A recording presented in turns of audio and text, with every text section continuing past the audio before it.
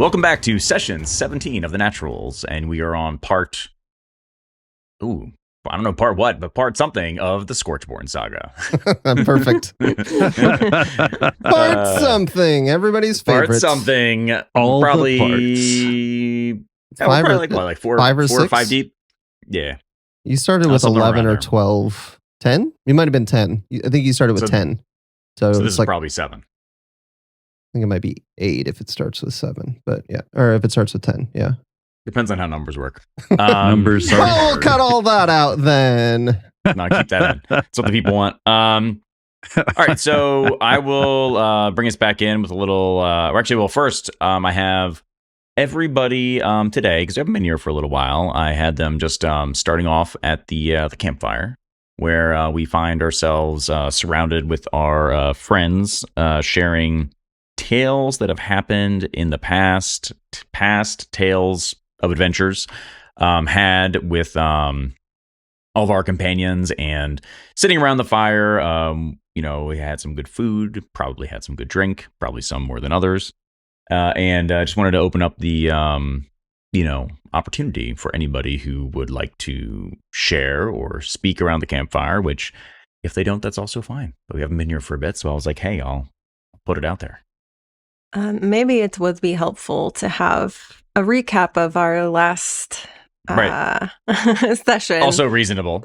Yes. All right, so I'll read the recap, and then I won't reread the recap after the campfire, but I'll do it to orient everybody, so that way we know kind of where we're at and where we're going. So the Tater Tots left the Verdant Cove and entered the Endless Forest under the guidance of Sal. And Sal had spent so much time in the Endless Forest that he knew how to navigate some of the forest paths, and the paths that would get you to different places on that densely packed in area. And the Tater Tots went and followed Sal through the Endless Forest on the Old Forest Path in order to prevent the worst of the visions that they had seen from Rainey's revelations from coming to pass. On the journey, they found some delicious but then deadly-looking mushrooms, and they only narrowly avoided actually picking them up and eating them. I believe Sal bailed everyone out of that one. Somebody almost had, very upset tummy. The journey throughout the forest found them encountering actually flying bugs, which Bogha happily gobbled up whilst riding on Svetlana's shoulders. But then as they were walking, Bogha noticed a glimmer of flashing light in the air as the journey continued. Eventually, they all found themselves in a clearing as the amount of bugs and insects flying in the air increased. And upon entering the clearing, they found themselves facing 2 horse-sized giant insectoid creatures, and they had happened upon its nest. Hilo, as always, taunted one to bring focus to its attention to him, because he can't help but taunt. And this opened up an opportunity for others to jump in and attack. The Tater Tots traded blows with these giant horse-sized insects until eventually winning the fight. Soon thereafter, the party stumbled upon the place they had been seeking, a large castle-like structure deep in the Endless Forest. Smoke billowed from the many chimneys, too many chimneys, in fact, from throughout the structure. And upon entering, they found that the front was actually just an impressive facade, and then as they went through the front door, after I believe it was Bogha shattered one of the windows, they found themselves standing at the precipice of where they're going next, looking to find Maz, but maybe only finding what is left of her.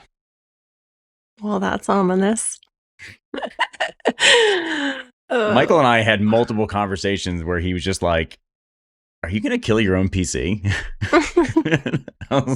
Just like, just don't worry about me. It's fine. But if anybody would like to, share any stories, share anything around the campfire, like I said, no pressure. But if not, we can certainly jump right back into what I was calling, I believe, the Phobos Temple. I would like to jump into the story. I forget all those fine details of what happened, and it was a crazy time. So I'd like to hear the story again. Yeah, I think Sal would be kind of. He would always even at the campfire, at the end of their journeys, he would still have his knife on him, and I think he would be looking at it. And you obviously couldn't tell this because it's in his thoughts, but he'd be thinking about Toko. So, yeah.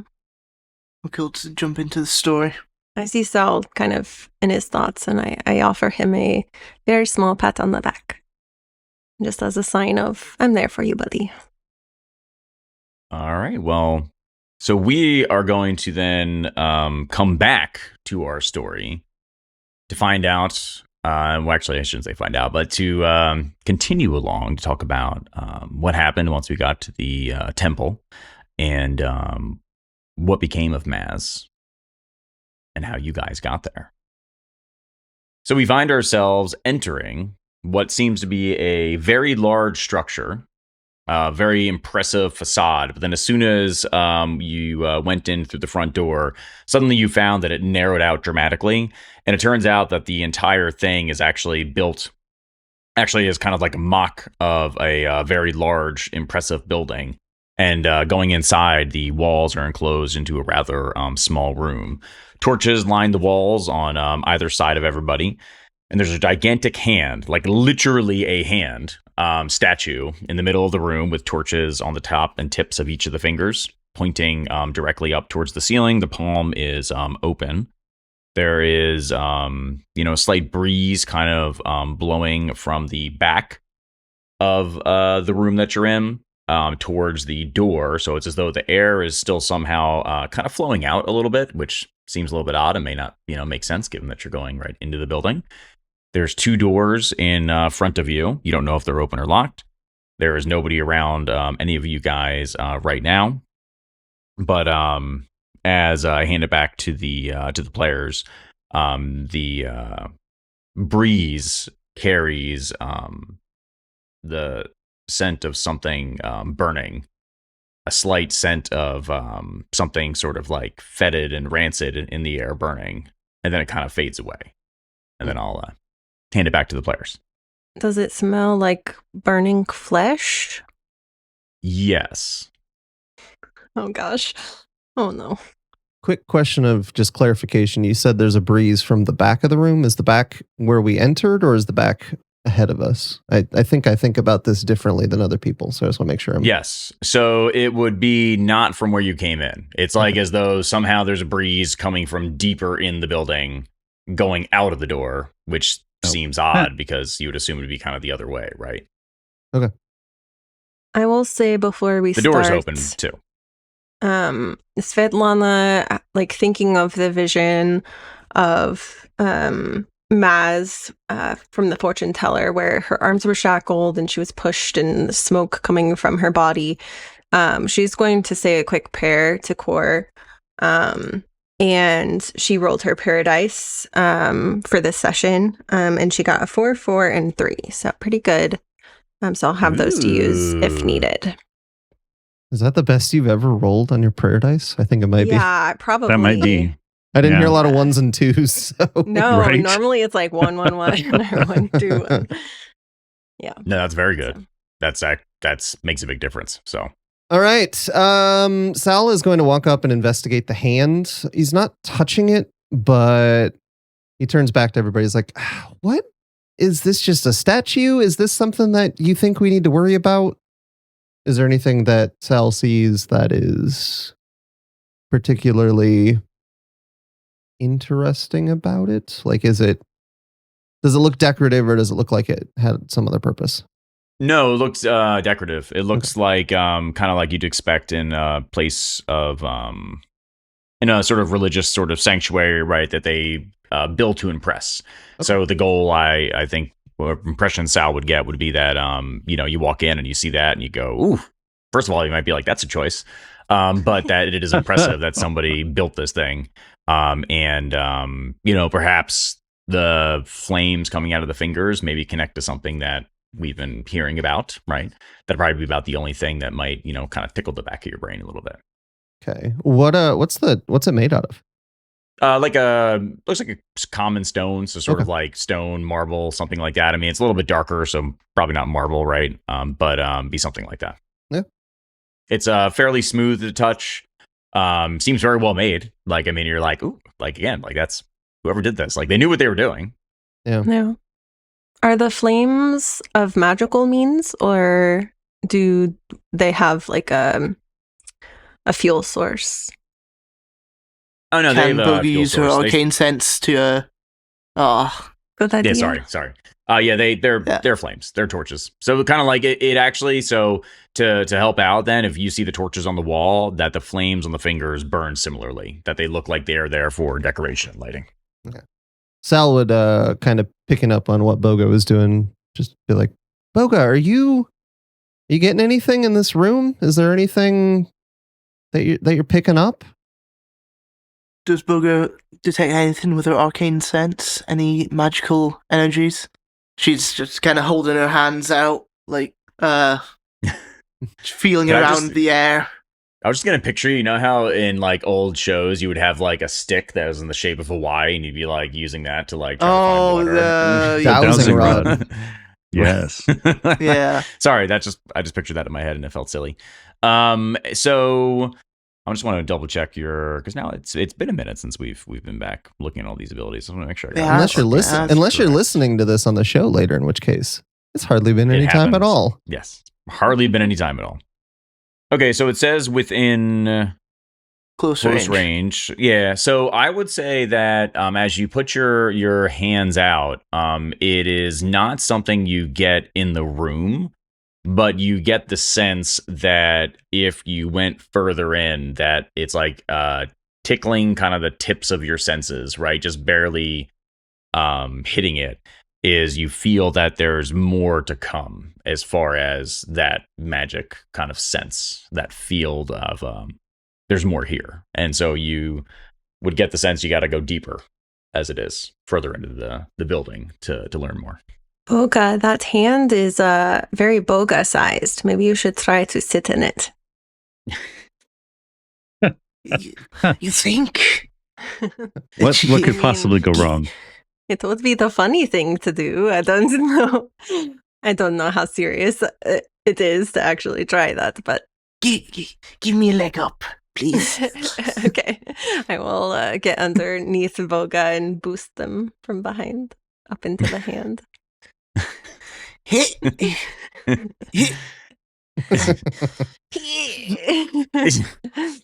I love the implication Thank you. that the frog has trouble hopping.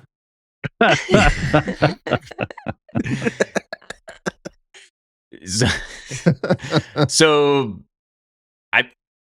Bogha hops up on the hand without incident. It's just silly. Like that was just fun. I mean, I like just it. gonna sit down. Yeah, sit down just sit down cross-legged. there. I mean, yeah, honestly, Her little Bogha, legs just dangling. Yeah. Like I would say at this point, yeah, like Bogha, just give yourself one more hope so you can max out, just because I enjoy that. So Lana, take a hope just because that's fun. Oh, yeah. I believe you almost max out as well. And the one thing I will say though, when you get up there, the one thing that does become more pronounced is the odor. And you're it's like as though it's a little stronger up there as the breeze kind of maybe goes up over the hand, and you're like, oh, like, yeah, something also smells kind of bad. And so, something smells burning, and there's that magical sense tingling at the very edges, going further into the temple. Yeah, I don't think that was me. I was just going to ask if I could investigate the doors ahead of us to see if they appeared trapped at all. Yeah, so there's two doors. So I would say maybe we want to pick one, and just for the sake of simplicity, we'll say there's doors kind of on your left and right. So for everyone to help us understand, I guess I'll say like east and west.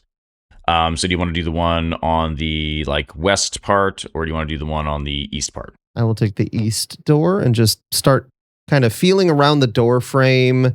I assume, I don't know if there's a handle or a knob, kind of just checking for any signs that something might happen when we open the door. So there is a knob, but what's really interesting is that the knob is kind of in the same shape of the statue. So it's like a hand. I don't love that. I'm beginning to sense a theme. Sal turns to Bogha and is like, hey, can you make anything of this? This looks like what you're sitting in, and points to the knob. I'll offer my hand to Bogha to let her down if she agrees. Thank you, dear. You're welcome. Takes a hand, just hops down and kind of swings round. Very graceful. She's gonna jog from the center of the room just over to along near Sal to the door. What do you see?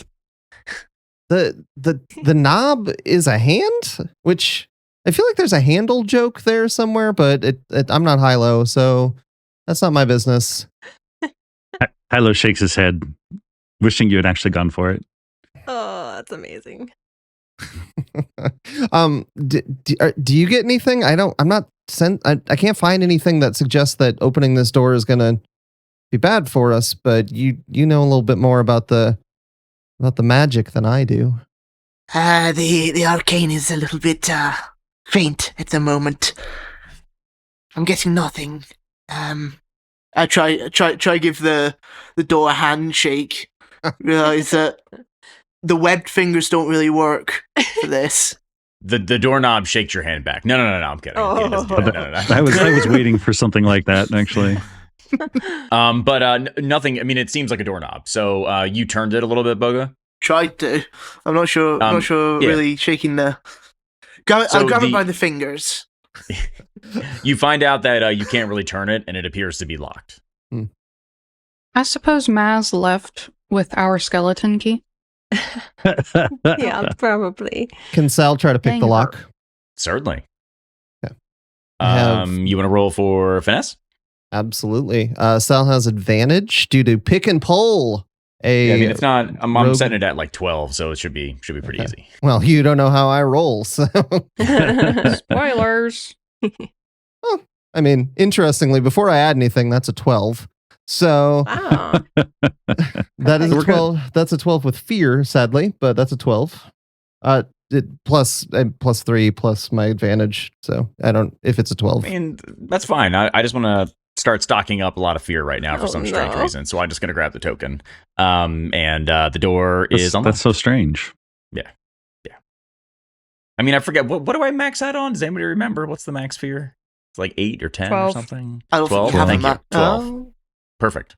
So It's there is a one- limit. It's actually 1 Yeah. for you. It's weird. It's 1. yeah. It's 1 or Just 2. for you. Yeah. Jen misread it. Yeah. Super weird.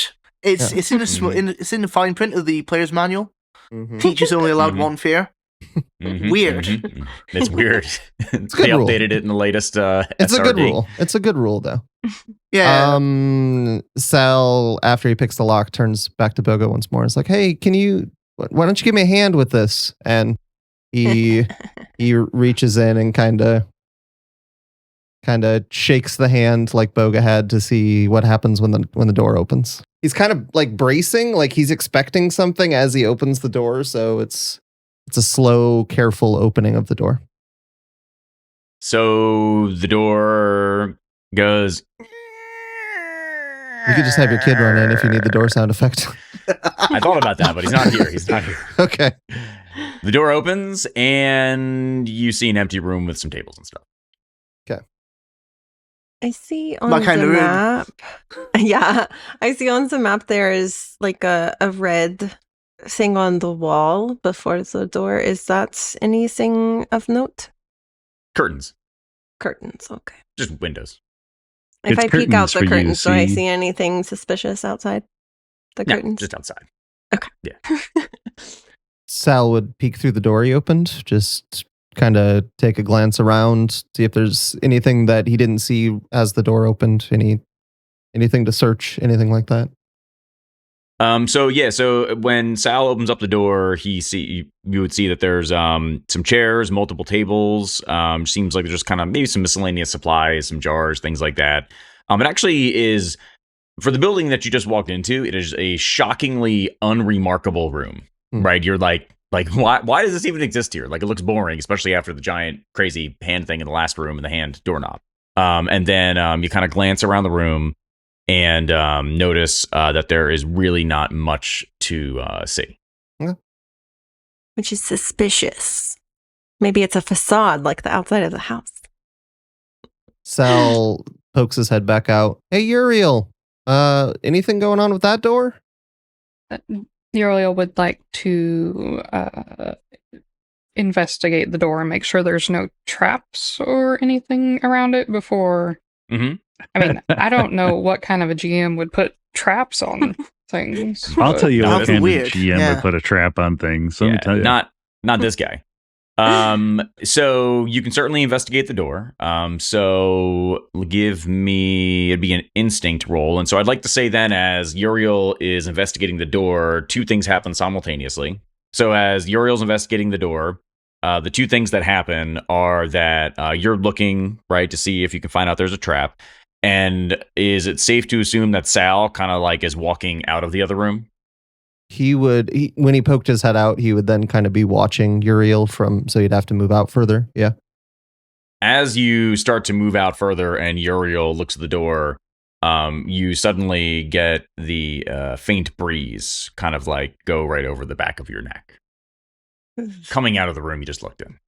Sal turns And around. Does he see anything? No. Bogha's eyes pointing back at him. Yriel, what'd you roll? I rolled a 4 with hope. Okay. Nice. Can I add my what big ears you have experience? Basically, just trying to use all of my senses to make sure that I'm perceiving as much about my surroundings as I can. You don't really need to. If you'd really like to, Okay. that's fine. You can't quite tell if there's traps, but like you don't feel very worried. I'm going to be honest. So I'd say save your hope Okay. for other things. He says in a Four warning voice. Yeah. Yeah. If we don't perceive traps, then we're gonna move forward and open the door that's on the west side, right? Mhm. Door opens. It's not locked. Okay. And push it open gently. You know, kind of quietly, trying to see if there's anybody beyond this door. You open up the door again to a shockingly unremarkable room where there's some desks, some chairs, boxes. You wouldn't even know. Like it's almost comical a little bit because it's like, why would this even be here? It doesn't kind of fit again with the facade of the building. The last room that you were in, it feels strange and out of kind of character. Like it almost shouldn't be here. There's nothing wrong with it, but it just doesn't make sense. Okay. Yriel pauses on the threshold, looking at this sort of out of character, out of place space, and leans back out the door to look over at Sal. Be like, this is weird. It's like an office. Yeah, I'm kind of looking at an office too. Let me try something. Sal pulls the door that he's at closed. Did anything happen? No. No, it still looks the same from here. When you moved to where you were, something happened, but I don't know what it was. I felt the air change, and it doesn't make a lot of sense to say. I realize, but something happened. Think about it like a breeze was coming. Kind of from the sorry. Yes, inside, I get deeper, it as a yes. person. Sal doesn't get it. Got it. Okay, I'm just making sure. Yeah, you're good. You're good. So there was just kind of like air, and it wasn't even when you opened the door. It was when you got near it. Do you want me to close the door, or I could go in and check it out? There's no windows or anything that I can see. I don't know what would cause air to move. Yeah. Are the same. rooms connected at all? Like, can you see the other room through this door? Sal would hop into the room and Yriel? Yriel's also moving into the other room. No, it's enclosed. I don't see. I mean, there's a wall. It's not like I can just see Sal through the other room. Yeah. So there's definitely a wall separating. There is nothing connecting the rooms. There's no window. There's no ventilation going between them or anything like that you can see. Yriel walks into the room again, utterly unremarkable, while Sal goes in. And then again, from kind of what we would say for reference is the southern end of the room towards one of the kind of like tables that you now again feel the breeze kind of coming, but this time it kind of like hits like the midsection of your body, like air just kind of flowing out. Can I someone who's wonder if there's like a trapdoor or something in like the floor, maybe under one of these tables, and I can help lift. I'm very strong. yeah, get in here and see. Sal tries to like he moves down to the table up against the southern wall and like and his little like froggy like very rail thin arms do nothing. So I like to picture this as Sal is pushing up, and as he does this, Svetlana comes up behind him and lifts it, and so Sal thinks he's like super strong and is getting it, until eventually Svetlana lifts it all the way up that Sal's just like hanging because she's so much taller than him. And then he turns around and realizes. Sal looks down at the ground and kicks his little feet. Oh, sorry. And I'll lower it down a little bit so he can. Wait, touch the ground again. We should clarify. Can we lift this table before we commit to that joke? I mean, it's too late now. It's the joke's there. It works. Okay. It's great. Okay. But then what's really weird is all of a sudden, as you lift up the table, you hear da da da da. Like Zelda, What's right? that? Zelda, anybody? Oh, Zelda, okay. yeah, Zelda. That's the Zelda song where we found treasure. Yeah. I see. Copyrighted. It's not copyrighted. It can't be. Just edit that. It is. Yeah. If it's, Yeah. If it's Nintendo. It's Nintendo. When has Have you met Nintendo been Yeah. litigious? That's for sure. They already Oh, put the boy. DCMA request in now. They put it in live. Like it's already in. they have so- ears everywhere. Yeah. I think Bogha works for them. No. As That's all you good. looked up- What? Yeah. I think that was Eris, not Bogha, talking. Uh-huh. As you lift the table, though, you suddenly feel the breeze kind of come from underneath of you, and indeed, there is a lovely trapdoor right underneath the table, and it is dark.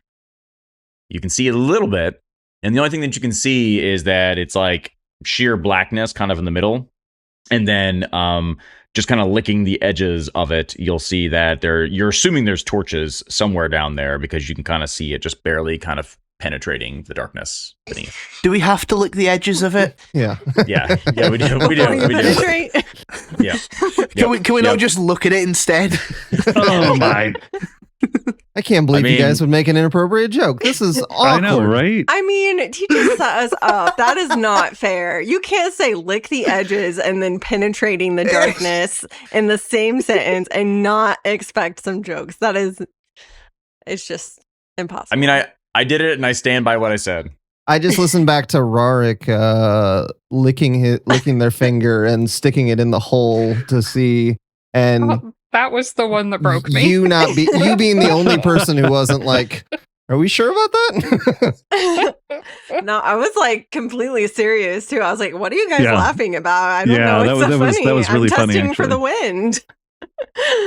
Anywho. anyways. Svetlana let's do is that going here. to take the table and place it on the other side of the room, so it's clear from the area.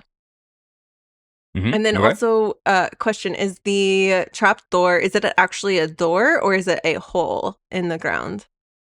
I'm glad you wanted to clarify. It is a hole in the ground. Okay. Okay. There's no door that needs to be pulled. You can see there's a ladder going down.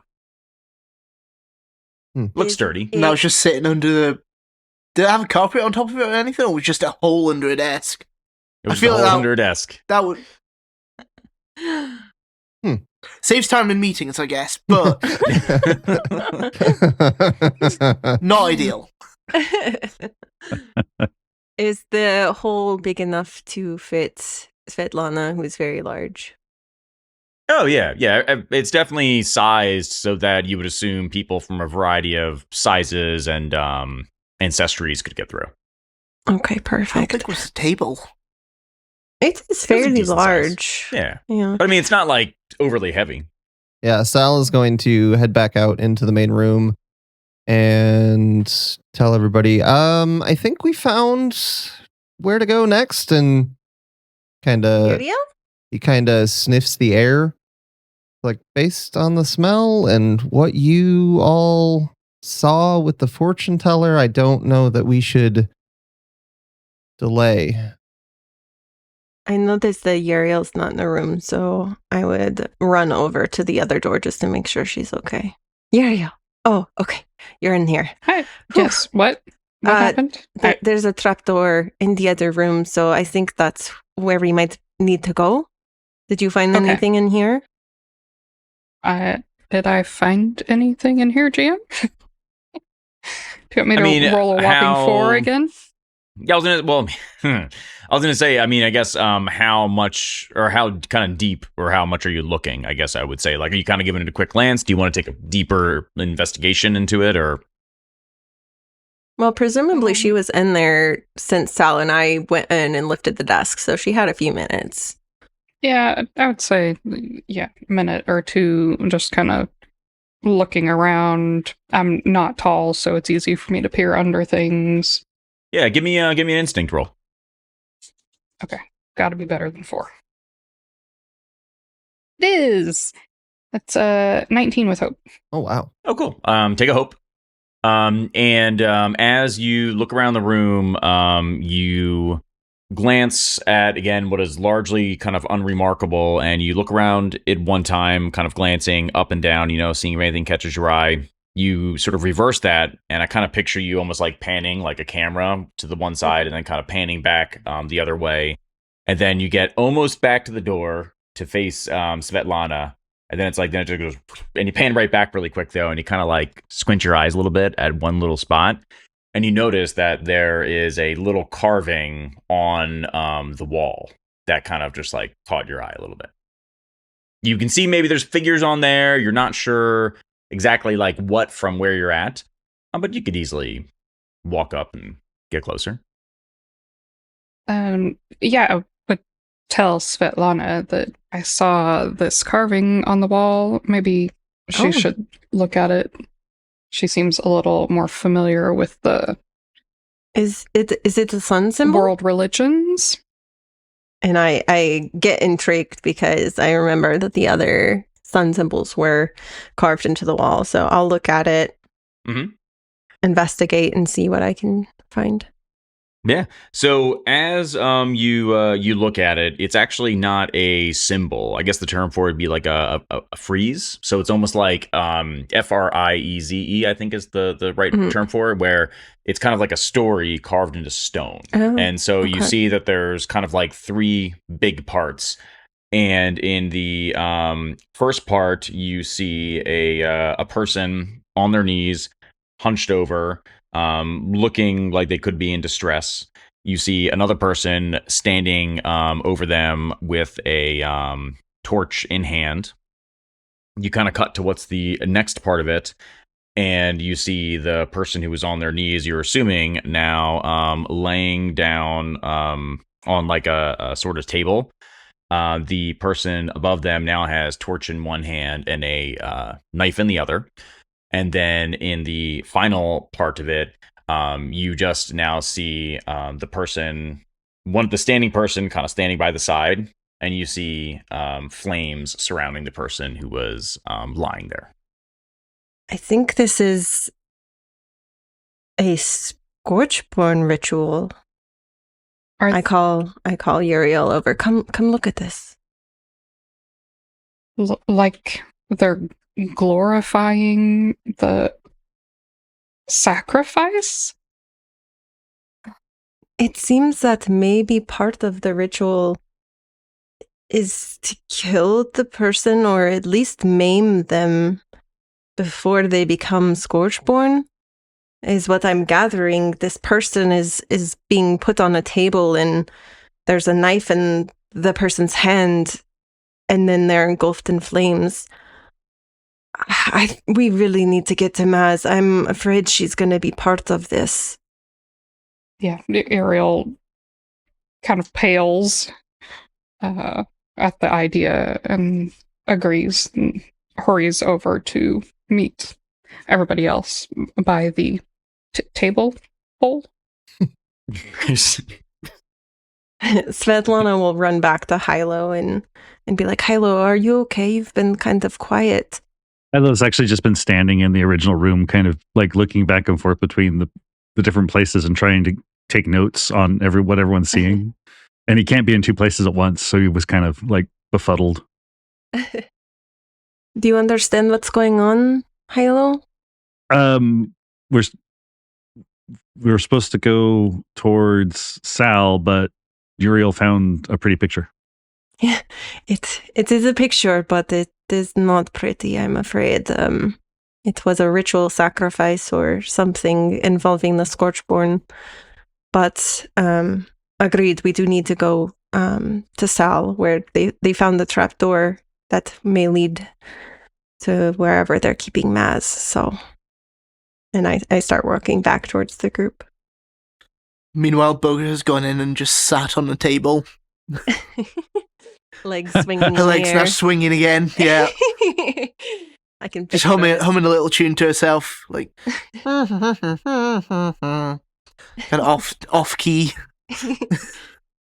GM, you mentioned that the torches on the hand in the center of the room seem to be like kind of familiar to stuff we've seen before. As we kind of go into the room, Sal would take another long look at them. Does he recognize what he's seeing on those torches, or is it just that it's just fire?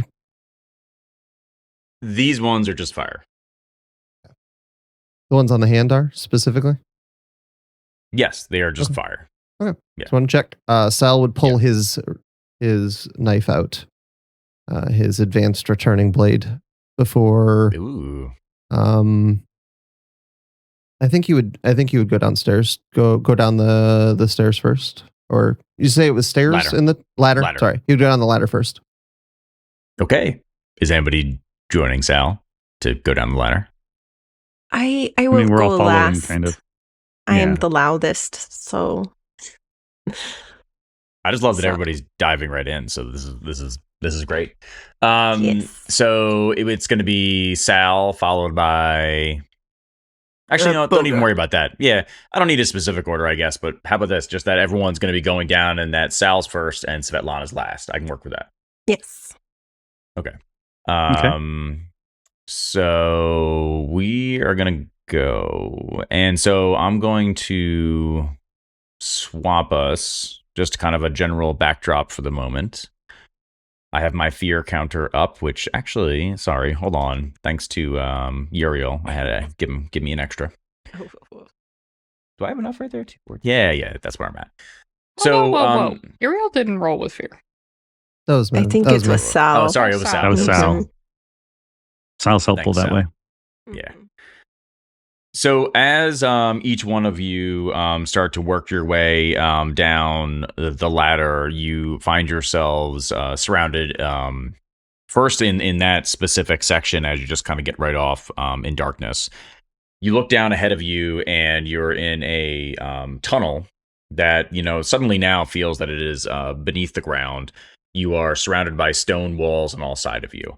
It is certainly wide enough for you guys to kind of like walk through, and you can walk through, honestly, like probably at least a few of you, like 2-3 of you side by side fairly comfortably. Like it's not like overly tight. It doesn't feel like claustrophobic or anything. And then looking down the end of the tunnel, you can see that there are torches and flames further. And you get the sense, just because of how the lighting is that there is the path in front of you. You're assuming there must be some sort of ramp or drop or staircase, something in front of you, because then suddenly you don't really see the floor anymore. But you can see that light seems to be coming both from torches you can visibly see at the top, and light seems to be coming from the bottom as well. And some of that light is kind of almost like refracting, kind of bouncing back to you a little bit in like a little bit of a strange way. Can I say that I lit my torch on the hand before I crawled down the ladder so that I have like a source of light in this really dark area? Suddenly we Why have a don't you source take of a light in a candle? really dark area. Perfect. Yeah. So no, we can see just fine now, right in our initial area. So you don't see anything remarkable. What you definitely now discover is that yes, I am surrounded by stone. It is built underground, and that now you can kind of see that you don't think it's a drop in front of you because you can kind of just barely make out that it looks like there's like a stair. So you're assuming there's like a staircase, probably, I don't know, 10, 15 feet in front of you, something like that you can start to go down. I will say it makes sense with the narrative. I was last, so they all went ahead of me and it was super dark for them. And then when I finally came down, they could finally see. I just kind of pictured you just getting the torch and just like going on the wall, like like a match and just like lighting it somehow. And that would be fun too. Or you could have added a little core flare to it. I would have taken that, I actually thought about using my experience. I shine with the light of 1,000 suns so that I could be the light. But then I was like, I don't want to spend hope when I have a torch in my pack. So that and our friends Would have around here blinded seem to be somewhat everyone. attuned to core. That might be not a great That's thing. true. That's true. I maybe I should be careful with that. That's a good thought. I didn't even think Spend about as that. much hope as you want. I don't know what the problem is. Can Sal sneak forward that 15 feet to the stairs and just kind of look and listen ahead? No, it's easy enough. Okay. Do I hear or see anything at the top of the stairs? No. Actually, what I will say is I feel like my favorite word has been susurrations lately whenever we've been playing. But you're gonna you hear a little bit of that. And when you hear it, it kind of reminds you of what that there's a fire burning nearby. Like a crackling kind of sound, or and kind of like you get the sense of like kind of like that heat flowing towards you as well, right? So it's very, I don't know, like you can tell that there's probably like a larger source of flame relatively close. You can't quite see it yet though. Can I lift Sal up so that he can see better, like over the stairs? Sure. So he can stand on my shoulders? Wouldn't higher be worse? Because presumably the ceiling also goes down with the stairs. The ceiling does not actually. It just means that this room is bigger.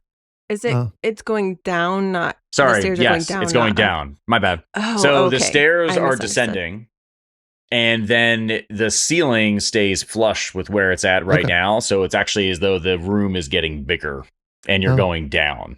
It stays about, and it starts to widen out. You can actually see as well. So you're walking to a room that is both bigger in all dimensions, wider, taller, longer, etc. Faster, stronger. Nice. Sal would kind of pass on that he learned absolutely nothing to the group, and you learned something.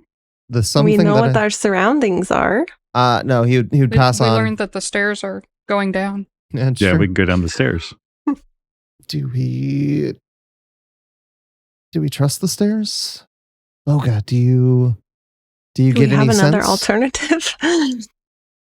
Bo's gonna close her eyes, put her palms out in front of her, kind of wave them around a little bit. Does she sense anything with arcane sense? Yes. Yes. What's that? You get the sense that it's multiple things. You kind of have like a base level of this is a magical place, right? That like if there's no magic was a 0, you're just like a base is like probably, and the most is like a 10. Everything's at like a 5 at this point, just because there's that much just kind of around. You get the sense, though, that relatively nearby and closer in front of you, probably in that room, is a magical object of some sort. Can I check the stairs for traps? Yeah. I need to roll? Or am I just checking? No, honestly, you can just check. Okay. Yeah, that's fine. There's no traps. There's no traps. Right. I think everybody actually at this point just really doesn't trust me. Like that's what I'm getting. Okay. Everyone's just like the last vestiges of trust we had for a GM were burnt out in the one shot.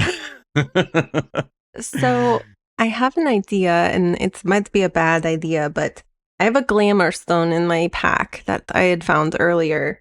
I could spend the hope to put on an illusion that I am Maz, so that when we get down there, they're like, I thought the Maz was on the table, and like, I don't know, it could confuse them and maybe stop them from doing whatever ritual for a minute. What do you guys think? Hilo is always a fan of shenanigans such as this. Shenanigans. And will gladly coach you in how to stand like Maz, not like your normal self. Okay, I am. Are you rallying her? Yeah, that sounds like a great idea. Okay. So I get that D6. Was there any indication there is anything going on down there? Do we hear noises or?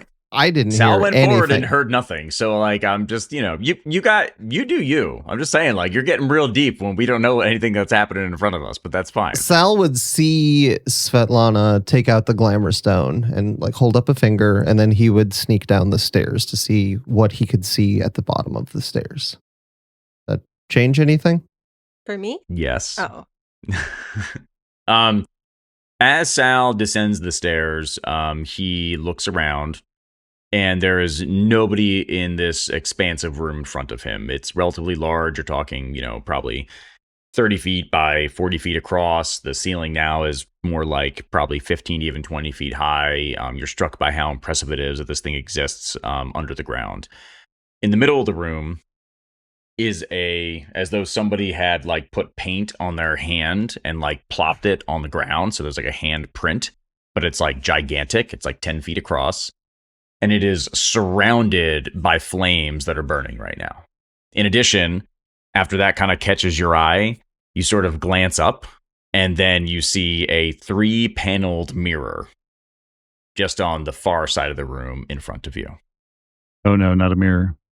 Sal from the bottom of the stairs kind of calls out, everyone, we got something. I don't really know what I'm seeing. Can you get down here? Should I do the illusion? I don't think so. There's Okay. no one. Is There's it no magical? one. I sense magic. There's definitely magic. Well done, Bogha. Okay. I think Yriel and Pazu are basically right on Sal's heels. We're getting impatient. Mm-hmm. Not so much with the people around us, but with sick dread worry about what's happened to Maz based on all the things we've seen so far. I take up the rear, but I share a moment with Hilo where we kind of just look at each other, and I, roll my eyes like, there goes our fun again.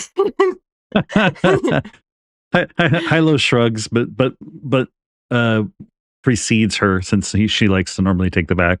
He just kind of follows down and expects her to kind of go with. Mm-hmm. She follows. Once everybody's down, Sal is like, does anybody know what this is or why there are mirrors? And just to be clear, it's like one mirror, but it has sorry. 3 panels. 3-panel mirror. And okay, sorry.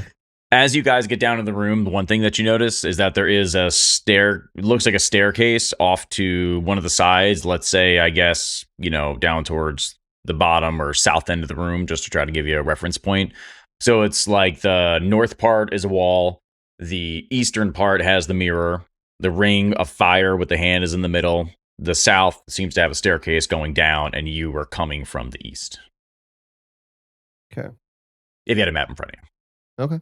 Is the ring of fire of magical means, or is it like torches? It just is burning in a way that's really weird and makes no sense. So it looks magic-y because it's like, that looks like it's burning on stone. It's a little bit different. Mm-hmm. Didn't we fill up a bunch of water bottles? Can we try to see? If we can douse the flame? That's we are on the same wavelength, Sal. What Yes. What is the hand in the middle of the fire, did you say? It is like somebody has a gigantic hand print and just put it right in the middle. Hand print. Okay. Yeah. And the handprint is like paint and it's not like pushed into the stone, correct? Or is it? No, it is not an impression. It is though it was maybe painted on. Or somebody has a really giant hand. Okay. Does the paint look like blood? That's what I was going to. Man, we are all like in sync today. So, great question. No, it actually looks, it's not burnt, but it reminds you of that. It gives you the impression that maybe it was like they wanted it to look like it was burnt, even though like, it's stone. So you're not really going to be able to scorch it that much. Probably.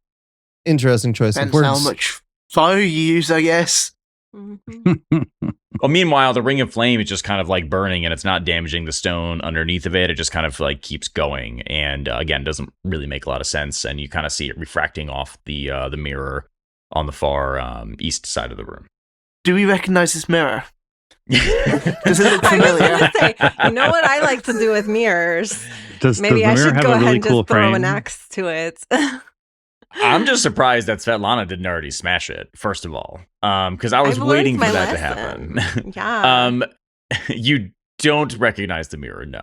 But it is kind of strange, though. As I think everybody's already kind of pointed out, you're like, what's the deal with the mirror? Like, that's completely reasonable because this whole room, again, seems to be a bit of, an oddity. Does the mirror seem to reflect what it should reflect? Like if I look into the mirror straight on, does Sal see himself? If you look at an angle, do I see the things that I would typically see looking at that angle? Does it seem to reflect what it should? Can I just clarify that? You're looking into the mirror? Yes. You know what? Let's do it. Which part? Middle or one of the sides? Middle. How close did you get? Not that close. Across the room. Across the room? Yes. Okay. It appears to reflect what you would expect a mirror to reflect. There's a kind of glinting of light because then there's the fire in there as well, right? So that's kind of refracting off of it. Mm-hmm. But as you look at it, it looks exactly like you would expect to see your beautiful froggy face. But then there's just like a briefest second to where your reflection almost feels like it doesn't quite sync up. Comes and goes like that. Barely recognize it. Mm-hmm. Bogha's gonna sidle up to Sal and like, you asked me before if I sensed anything. I sensed one thing. It felt magic. I feel like that mirror is suspect. Mm. Be careful. Sal kind of takes his eyes away from it. Is the mirror hanging on the wall, or is it like standing and there's space behind it, or what's? Good question. It is freestanding in the room, but it is pressed up where it's for all intents and purposes pretty much flush against the wall. Like, I mean, the panels on the sides kind of like turn out a little bit. It's on like a slight angle. Yeah. But it's essentially against the wall. Okay. Can Sal taking a wide path around, because that moment seeing his reflection not quite right unsettles him, and look at look behind the mirror at the wall, see if there's anything there. Stone. Okay. Looks normal. While Sal is doing this, can Svetlana take her water bottle out of her pack and kind of pour a little bit onto the flames and see if it actually does douse it at all? She's not going to pour the whole thing, but just see if it's resilient against like water, or if it will remain. The flames sort of crackle and sizzle as you'd expect. They subside and then they rise again as though nothing had happened. Okay. I'll relay this to the team. I don't think that we could douse this flame. I think it's here by magical means. I mean, obviously it's on stone, but I don't think that we're going to be able to stop it unless we stop the person who is making it happen. So, yeah. Sal would pass on what he heard, what he learned, I guess, by looking at the mirror. Bogha and I think something's wrong with the mirror. I don't know. So, I don't know how to tell you without suggesting you look into it, but if you look into it, it looks back. I think. So it's magic? I don't know. Can we take something and throw it at the mirror? But something soft, so it won't break. But just to see if the mirror's maybe like a portal or something. I mean, I've heard of these things. I've never seen them in real life, but I've heard that sometimes mirrors can be passages to other places. Hilo takes the moment to point out he is not soft. Yes, we will not have you poke the No mirror. throwing Hilo. I know throwing my axe. I've learned my lesson. I know. But maybe we could throw some rope in there or something. Yriel approaches the panel on the left.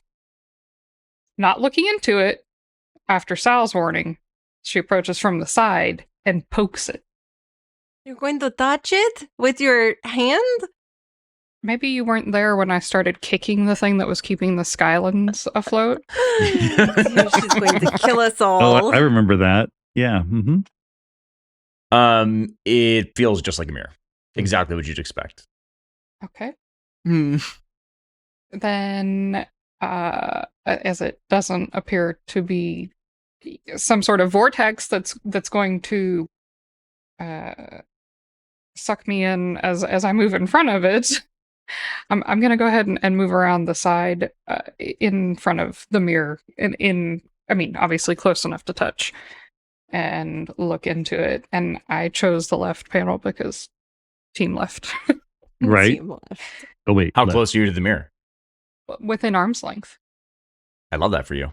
I'm watching Yriel, by the way. I'm keeping a close eye on what's going on. Not looking at the mirror, but looking at her specifically. Yeah, so suddenly, as Yriel looks into the mirror, she sees herself. But then it's especially weird because she sees herself, and then it's as though a camera was behind her looking at her. It just like pans like way out, like zooms out. And suddenly she is now seeing herself out of her own body, surrounded in darkness. She's looking down upon herself. And as she does so, she sees herself suddenly utterly alone in the desert by herself in the darkness. Thinking back to times that have passed where she has been by herself. And all of a sudden there's a flash. And she sees somebody that she has lost in the past. Flash. And then suddenly she sees herself walking with somebody through the desert, talking. Flash. You see her back alone and crying. And then you see a flame erupt in the distance. And then you see a quick flash of Maz laying down, on a table, surrounded by flame. Meanwhile, everybody else, nothing is happening. You're all just looking at Yriel like, why is she staring at this mirror? And then she comes back out of it. Yriel kicks the mirror. Yriel? So wait, do you kick it hard enough to like knock it over? Can it be knocked over? I mean, it's I'm not pretty mad at the mirror right now. It's not gigantic. I mean, it's like so I guess if you wanted to kick it over, you could. Or you could just kind of like try to make it wobble a little bit. I just want to make sure I'm going the right direction. I just want to express my anger. Like, Okay. don't show me these horrible memories. I have lived through that. I have dealt with it. I want to find my friend, and this mirror is messing with me. So then you kick the mirror and it starts to fall backwards and kind of like lean backwards. And then it's actually like almost strange because with how you kicked it, you felt like it should have actually like fallen back against the wall, landed flat on the ground, but it's almost like kind of like sucks itself back to standing with a little bit of like magical flair. Are you okay, Yriel? What's happened? No, I looked into the mirror and it showed me my past. It showed me all of my worst times with the people that I loved and lost and walking alone forever. And then Maz was there at the end and then it all vanished. Do you want me to destroy it? Wait, no. I take my axe and I start to throw it when Bogha says that. I don't actually release, but I'm like, Stop. oh, okay. Why are Which we side not did you look destroying into, Yriel? I looked into the left panel. What if left is the past? What if right is the future? it? You're so smart, Bogha. This is why we keep you around. And other things, but... Can you, So I'm sorry. Does somebody want to look into the other side? Bogha motions her hand to Svetlana. Would you mind being my anchor for this? Yes, Please. Of course. Just don't look. I won't. And Bogha, I face the other way, but is- I touch her on her back.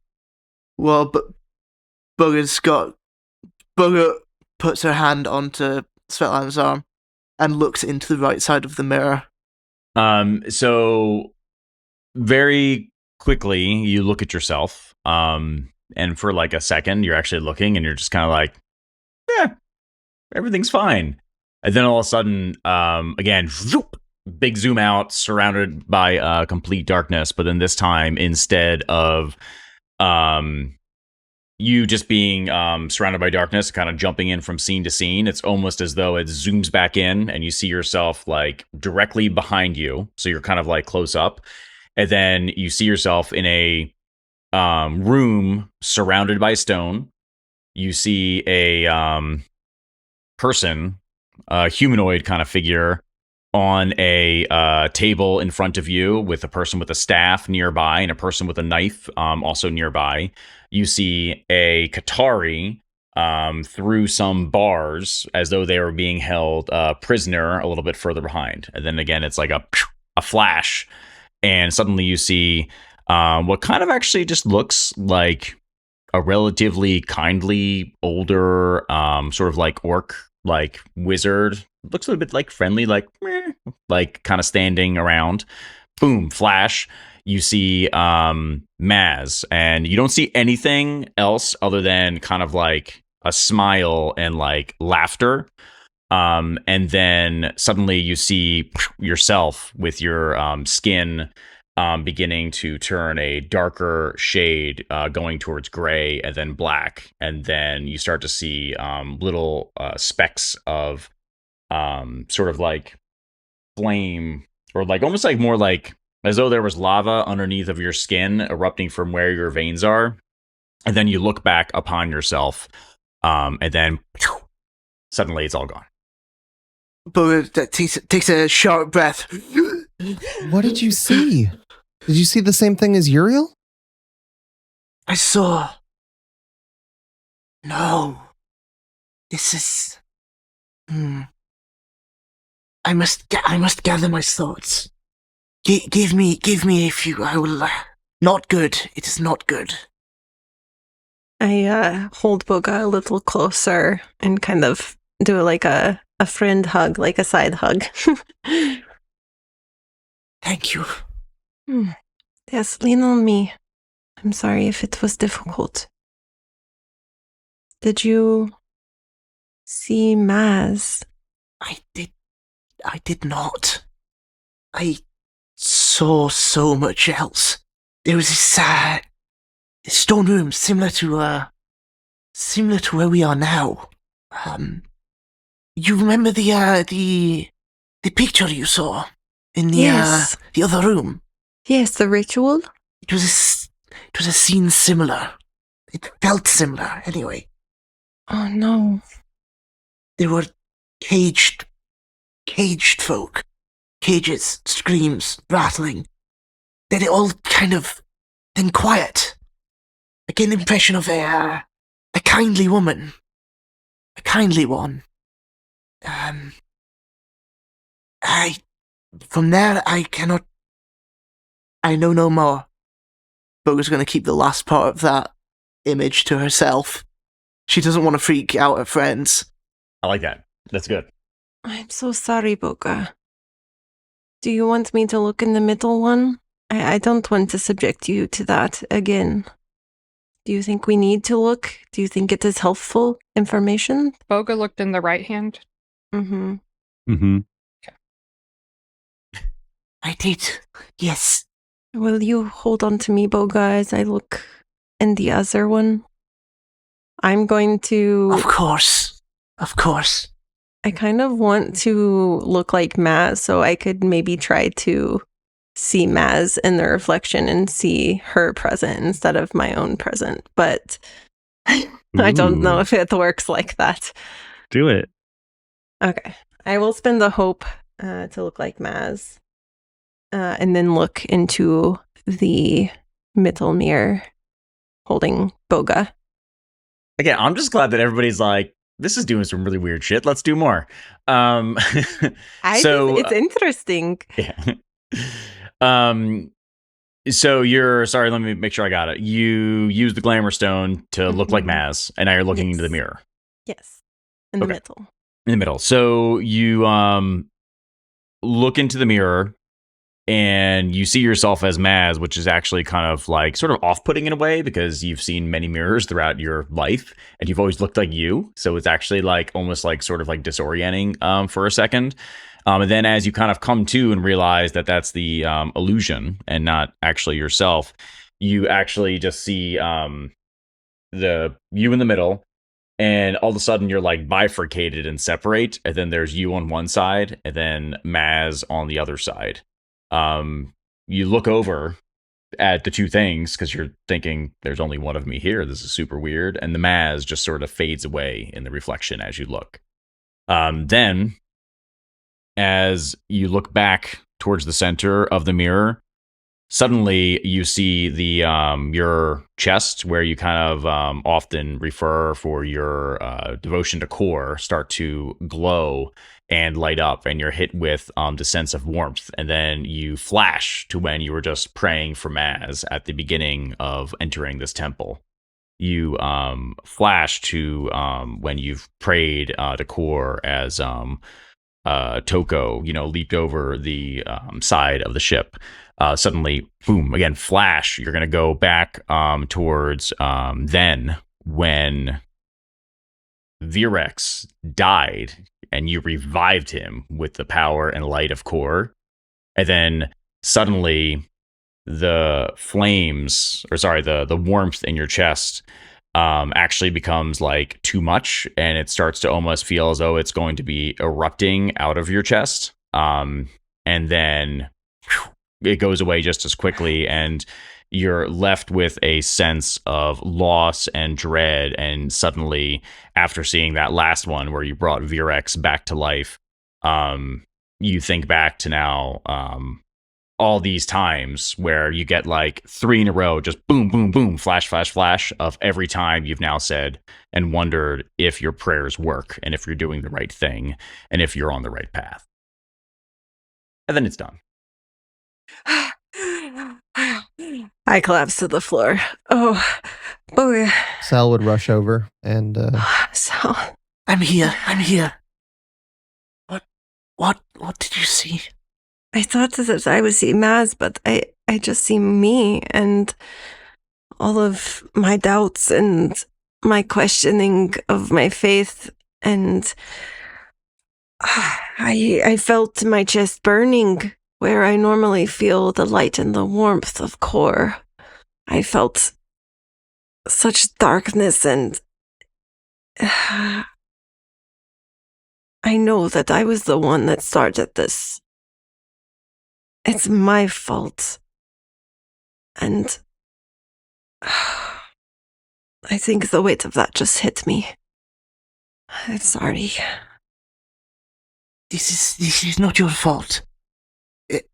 Do not blame yourself for this. we've seen so much pain already, but we don't need to take the pain of the blame for what others are doing. And if you did what you believe best, what you believed would help people, I don't want you to carry the weight of what consequences may come. But I just can't help but think that every villain is the hero of their own story. And what if I am the villain of this story? Do not think like that. Don't you dare. I collapse into tears. And I'm inconsolable at this time. Bogha goes in for a hug. just try to reassure her. Thank you. As you go in for a hug and Svetlana collapses into tears, you just very gently hear off in the distance. You can't make out what is being said, but you can distinctly just kind of tell that there is some sort of chanting happening, because you can just hear kind of like the beat of it. You can't quite make out the words. It's like, like, you know what I mean? Like, it's just very far off, and you just barely start to make that out as she collapses and Bogha goes in for the hug. Svetlana, hearing this, is instantly stops crying and just sits there and listens. And she waits for a moment. Bogha kind of freezes on her way down as well. And she says, I think I need to stop what I have started. And she raises herself up from the ground. She gives a quick hug to Bogha and then races towards the area where she heard the music from. She's just running. Friends. Which way did the sound come from? So it is the only way to go from this room forward is a kind of a staircase going down towards the south. So from here, if I'm hearing this right, Svetlana is going to be getting up and start running down towards that south area where there is a staircase. Okay. Which it might take me a little bit to get across the room. So Sure. I don't Yeah, imagine I'm far ahead of everybody. no. I've just started running, showing my urgency. I'm just getting an opportunity so that way we know kind of what's happening and what move Svetlana's making to see how everyone else would like to jump in. Yeah, I start to descend the staircase. I think Sal would be a little bit startled at how quickly that changed, and maybe be a few steps behind. Okay. Yriel is agitated and is already drawing her blade, stalking after Svetlana. Yriel's ready for a fight. Mm. Hilo had been taking kind of like a pause when Svetlana was kind of down, not understanding really how to help out with it, and he was at a loss for words, which he doesn't like, and so he was totally caught off guard by her just changing immediately and going, oh, we're charging this way now, and so he kind of like glances over at Sal and goes, I agreed with you, for the record. About what? And then follows, it's not her fault. Yeah. Sorry, I say a lot of things. I wasn't sure which one you meant. Also fair. Okay, so then Svetlana's leading the charge. Mm-hmm. Most of you, I guess, are kind of starting to follow, but maybe not quite as closely. Is that fair? Bogha is gathering her things.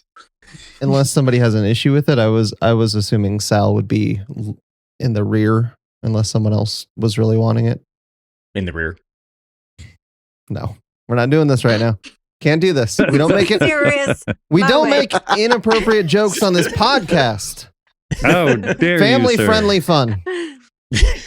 Depending on your family. Yeah. Hey. Jen's family's a little different. What?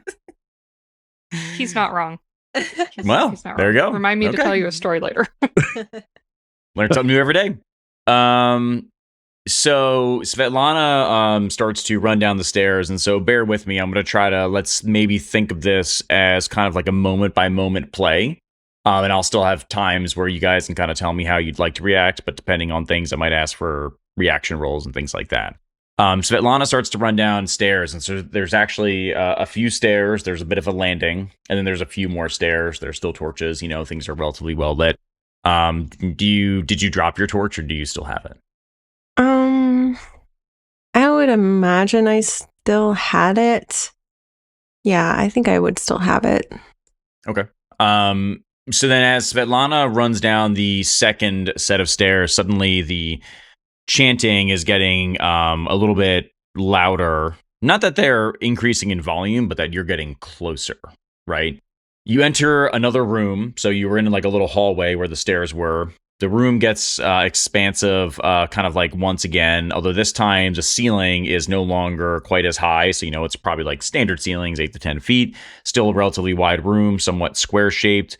There are any number of tables around you. As Svetlana kind of gets down towards the bottom, you kind of start to look around, and your immediate impression is this is kind of like a hangout area. Like, there's got to be people down here, right? Where are they going to go? Like, so it's actually like maybe they eat down here. Maybe this is where they, just hang out to talk or meet or whatever.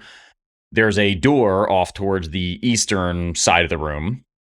Towards the western side of the room, it opens up a little bit. And when you glance over there, it looks like there's almost like a little bit of a cooking area.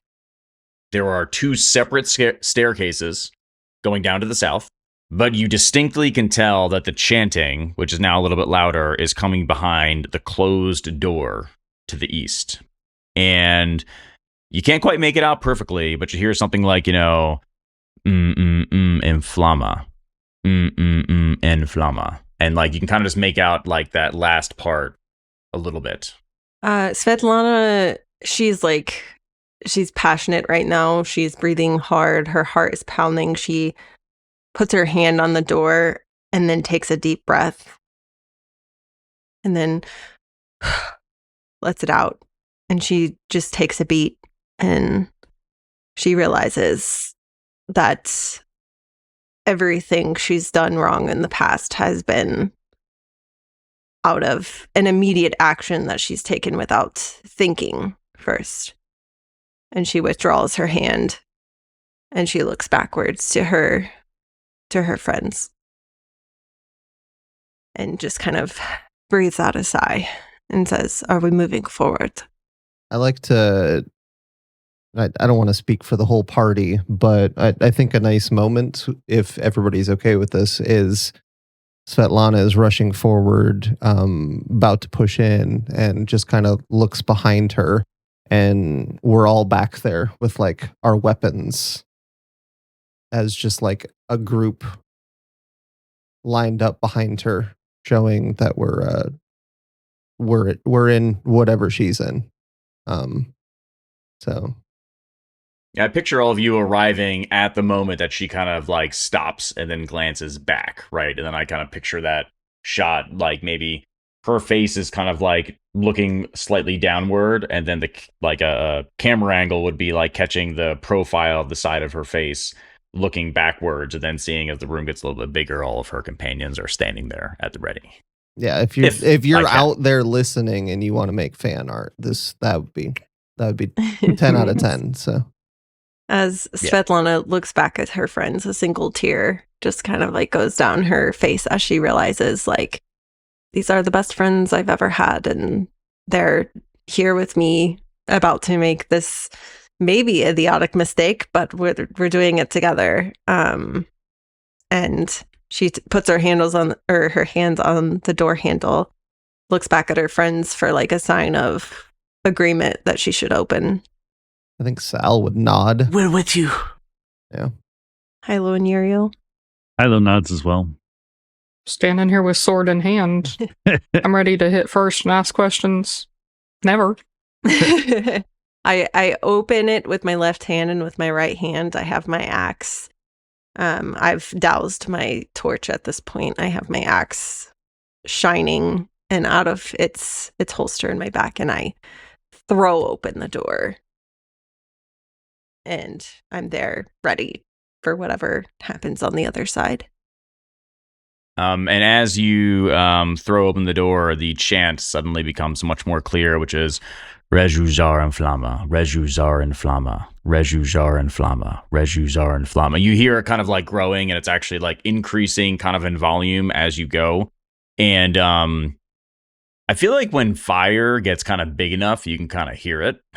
You get the sense that it exists and that it is in front of you, and you see the light in the room shifting and kind of changing with it.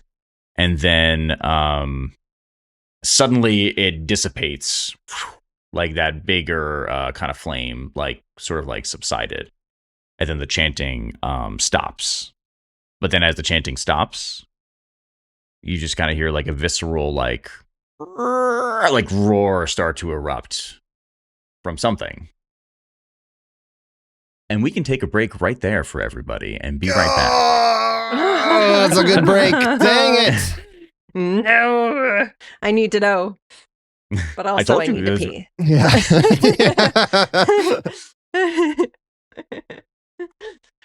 Cliffhangers.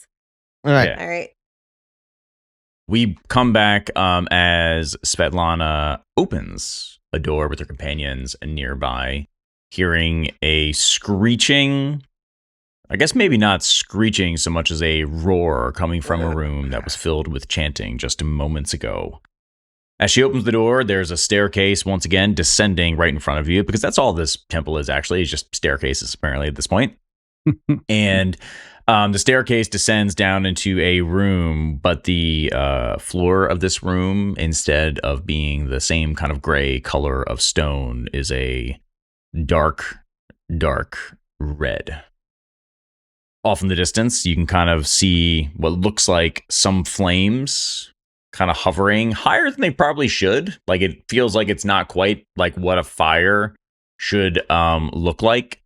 And you get the feeling, Svetlana, that there's people inside this room as well. You don't really see them, but just kind of like an inkling, especially because you knew that there was chanting here moments ago. And I give it back to But I don't Svetlana. see people? No, because there's a staircase, remember? Because again, that's all this temple is staircases. A staircase down or up? Down. And this one, the ceiling goes down with it, not straight Mhm. across. Okay. The ceiling actually goes up in this one. In a sense. Right. If we're Like a in mouse. circles. Yeah, exactly. Yeah, I walk down. Slowly this time, I think, trying to be stealthy. Svetlana's trying to be stealthy. I just want to make Yeah. sure I got that. Mm-hmm. Just, But I just have checking. the power of core with me. I can add 8, 11 if I need to to my roll. Can you? But also, I'll probably just end up throwing my axe at the bottom anyway. So what does it really matter?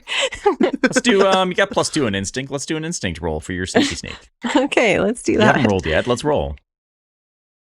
A 5 and a 2, so 7 With plus 2, 9 with hope. Actually, Haha. I was so ready for it. I was so But ready I know for you it. were- I You can also salivating. add a +3 if needed. No, sorry. So what were you gonna do initially? It was gonna be a 9. Yes, so I could make it a 12. No, so you go down the stairs and you don't make any more noise than you usually would for a sneaky Svetlana. Which is not saying much. Which is not saying much. As you start to go down the stairs, I guess I'd like to know, what is everybody else doing as Svetlana goes down the stairs? Well, I think the idea was we were following behind her, right? Mm. So are we all sneaking with Svetlana, or what do we think? Group action roll? Oh. Yeah. Bogha's gonna be trying to sneak. I'll join in. Anybody else? So I got Sal, I got Bogha. I said the idea was we're following. So Hilo's in. I'm All with- right, so then do me a favor. So Svetlana got a 9 currently, so she's the leader. So let's get rolls for everybody else, and they're all going to be on instinct as well. And just tell me what you get on your duality dice, and we'll see if we add anything to help out Svetlana a bit more to be extra sneaky. Crit. Really? Ah, 2 5s.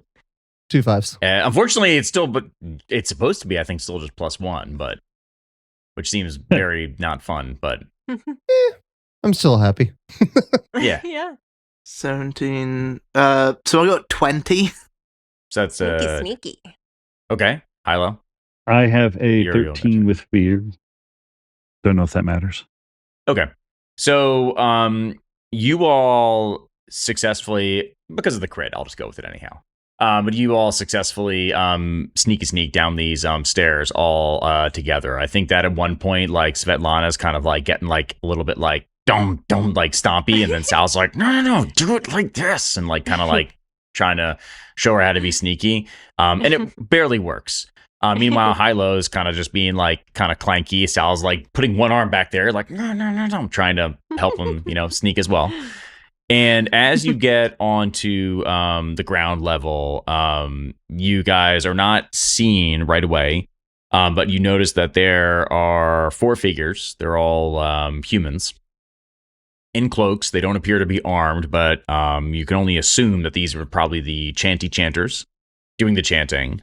But what really actually draws your eye is a giant, probably, let's say bigger than Svetlana, so something like 7-8 feet tall creature made of flame now standing in the middle of the room.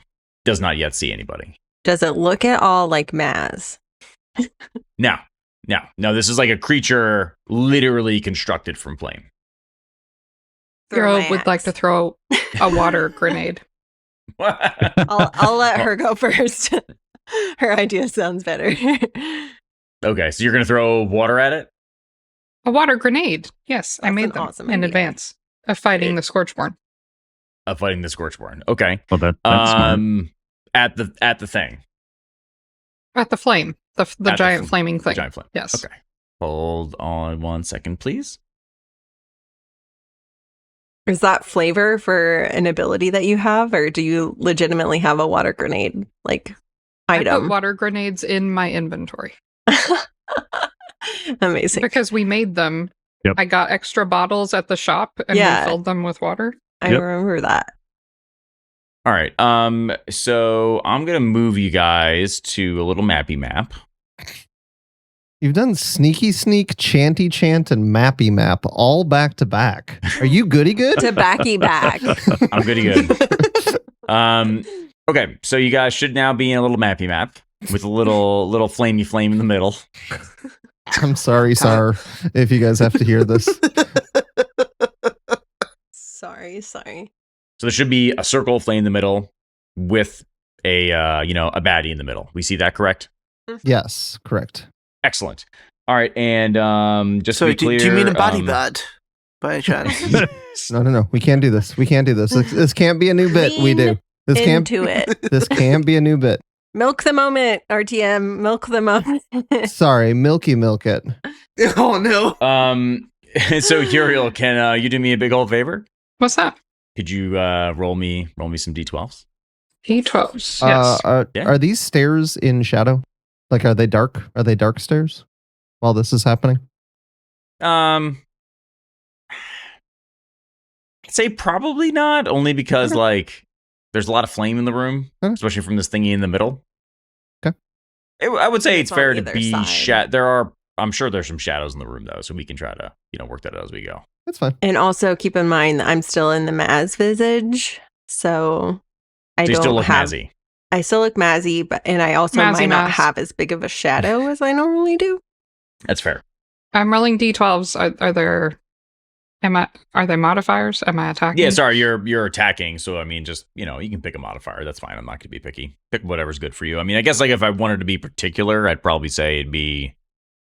I mean, I guess I don't know. Agility sounds. You get a lot of agility. Use agility. That's fine. Oh, okay. It's an 11 with hope, but also I was trying to see if I could do.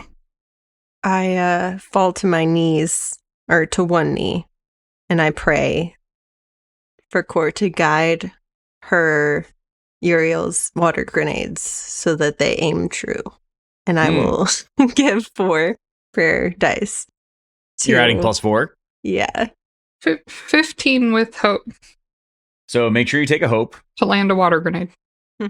And So, I mean, the good news is that the water grenade lands. What's the bad news? The creature gets hit with the water. It's like, and then it just kind of like turns and looks at Yriel, and then the flames just go like whoop, right back up where they were doused. And so you damaged it. But now it's actually just very angry at you in particular.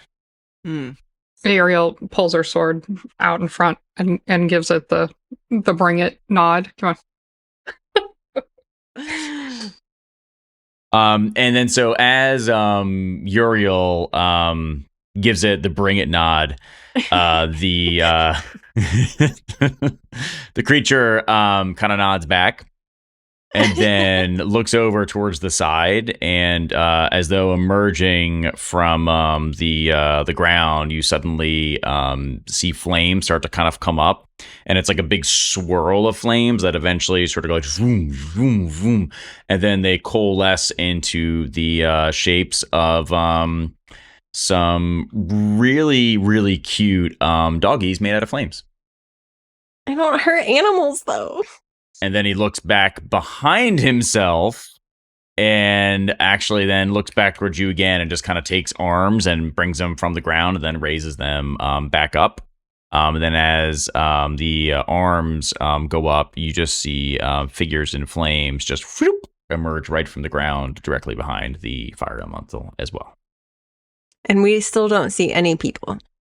There's a few people in there, like let's say like 2 or 3, but they seem like low level, kind of like whatever folks, like just like chanting. You actually just kind of see them literally just sort of like, I mean, I can put some people in here, but dash off to the side, like kind of just running around the room from both you guys and the fight that's about to emerge. Essentially, I'm trying to communicate that they have no interest in fighting. They're not a particular threat. If you'd like to murder them, that's fine. Just let me know, but it'll be very easy. Wait. So it's an option. Yeah, it's an option. I mean, and Svetlana's like probably going to do it. Open. I mean, yeah.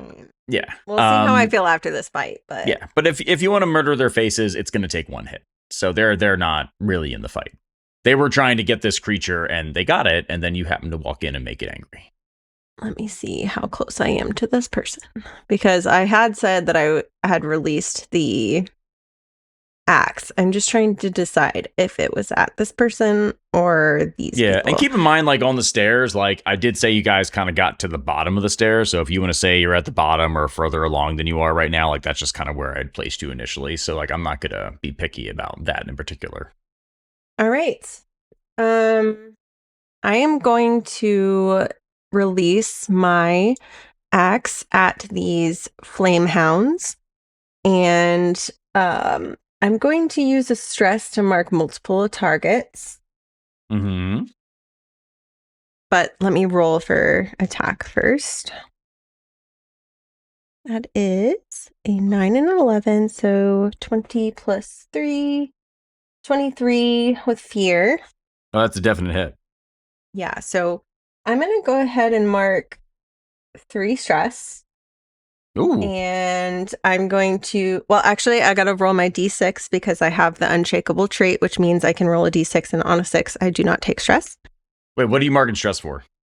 For the targets? ability. That was a 6, so I don't take 1 stress. Okay. Let me roll for the other 2. 1. Okay. So I take 2 stress, and I am targeting the 3 closest enemies. With my spirit weapon, which is my hallowed axe. Mm-hmm. So it leaves and it kind of like curves around. It's almost like a boomerang kind of, and it comes back to me. And that is 2d8 also, plus 7. Says, and by the way, you only need to mark 1 stress to target an additional adversary within range. 1 stress is fine, so take no stress, and you can hit, a number of them right there because they're all packed together. That's fine. Isn't it just like an additional enemy though? So I'm guess I'm. Hey. Okay. If the GM says you don't have to take a negative, if you want to fight about it. No, I mean, anyway. Sorry for trying to help you. No, thank you. I appreciate it. I just don't want to cheat the system. Okay. No, you're not. So it's I have plans. Oh gosh, 2d8 plus 7. I don't like that. Take the stress. So 7 plus 7, so 14 damage to these 3 in front. So 14? Mm-hmm. And the blade returns to me as well. Okay. So you definitely hit, and just as quickly as the axe goes right around these guys, like I almost picture it kind of like ping pong, or not ping pong, pinball, like like hitting these guys. No, exactly like see, ping pong. Yeah, that's ping pong. It is You magical see, damage, by the way. It's what? It's magical damage, not physical damage, by the way, in case that matters. Oh, that's fine. Yeah. And you see two of them just drop right off the bat, and suddenly it's not like they fall to the ground in like a corpse because it's a flame thingy. They just go and just kind of like dissipate as that magical axe slices right on through them before it returns to your hand. Just so I know, because I'm having a little trouble visualizing this, the axe hit two of the flame hounds and the giant fire elemental, or what did it hit? I thought she was just going for the flame hounds. Just flame hounds? I aimed for the three closest. Yeah. And it killed two of them, and one of them it just nicked. Probably the one on the way back. It just like sort of sliced it. And also as it comes back to my hand, it comes back so forcefully that it's like catching a baseball with a bare hand, where it's like and it like kind of stings a little bit. So she like braces herself against that. I like that. Did you roll hope or fear? Fear. Perfect. No, not perfect. Perfect for you, not for us. Yeah. So as the axe, can I actually ask, are the rest of you kind of on the stairs right here still? Yes. Is that fair? Sal was back on the stairs, yeah. Okay. And let me just make sure this works for me. Hold on, just make sure I got all this. Don't love how much reading you're having to do at this exact moment. Oh, it's a lot of reading. It's a lot of reading. To metagame for you, Michael, a little bit, the reason why I went for these is because they're all together, and I knew I could attack multiple of these. If I attacked him in the middle, then I'd only be able to attack him. Okay. Mm-hmm. So I went for the multiple enemies because I don't know. I guess Rain of Blades attacks multiple enemies, but so I guess I could have left that for you, but there's still 4 more. Lucky for you. Gosh, I misread that. That is perfect. Okay, I think that's actually. Oh, sorry, I misspoke. Sal's not on the stairs. That's my bad.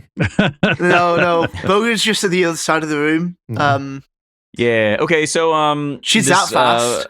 Yeah, the flame thing that you just made very upset.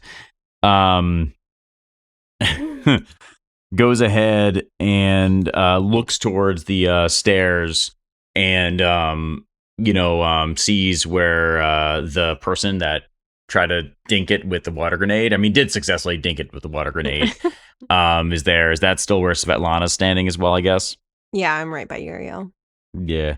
And then you see it kind of like look there, and the head, which is sort of like an amorphous flame, sort of nods. Then as it nods, suddenly flames begin to burst out of the ground underneath both Yriel and Svetlana. And I need both of you to make an agility reaction roll for Svetlana and Yriel. 12 total. So is that a crit? D12s, I got 12. Oh, sorry, that's not a crit though, right? Not for me, no, sorry. For her, it's a crit. Okay. Not for me. I got 23 with hope. Okay, so it's agility. It's agility. Sorry, it's 14. Oh, because I forgot to add my agility. 26. So Yriel deftly jumps right out of the way of these flames as they start to emerge from the ground. Unfortunately, though, for Svetlana, she is less successful and takes 7 magic damage. Right as I am very wrong. Hold on. 15, my bad. Okay. 15 magic damage from the flames, and actually I didn't read the rest of it. So Yriel dodges part of the flames, but still takes 7 damage from the flames. Svetlana is singed a little bit on her armor, and just a little bit of the flame gets through her armor. So she's going to take 1 HP and 1 armor slot. Because that was major damage. Got it. Initially. And for Yriel, you taking an armor slot? 1 armor slot. It's under my minor, so 1 armor slot would take no damage, right? Yep. Mm-hmm. Yeah. All right. And then the creature goes ahead and still very upset with the whole water grenade incident, runs right directly back up to Yriel after seeing Yriel deftly dodge out of part of that, and just goes ahead and doesn't actually take like a swipe at Yriel, but attempts to kind of just put its hand like right in Uriel's face and tries to kind of shoot flames out of its hand right towards Yriel, and does so not successfully, as Yriel, being a little bit short, is able to just simply like lower her head just a little bit more to avoid the hit. And then we will have... Sorry, I'm spending a fear there to get all of these lovely... Actually, I'll get one of these lovely flaming... I'm going to call them phasmas. Right over here, running one of them towards the stairs to start to close some of the gap and get closer to the flame thing that is already in the fight. And then I'll hand it back to the players. Can I ask, just as a point of clarification, the point where the big bad flamey guy came from, there appears to be like some sort of square with flame surrounding it. Is that a like ritual site? Do we Yes. okay. Yeah. Is there anything like that calls attention to it, that it's like something is causing this creature to like come up from it? Like No, just it, more like that is where it was summoned from, is what I would say. And it's still got flame all around it? Yeah, that was mostly for flavor and fun. Okay. Because I was like, hey, I can get some animated flames. That's going to be fun in the map. Yeah, So, it's fun. yeah. Okay. So I added them in. Okay. Cool. My hand is still buzzing from catching my axe, so I'm not going to act yet. Sal kind of looks to Bogha and Hilo like, we should do something, right? What are you thinking? Sal's kind of like looking through his bag, seeing what he has that's helpful, and looks to Bogha and Hilo, see if they have any ideas. I don't know. This is. Would you like to borrow a water grenade?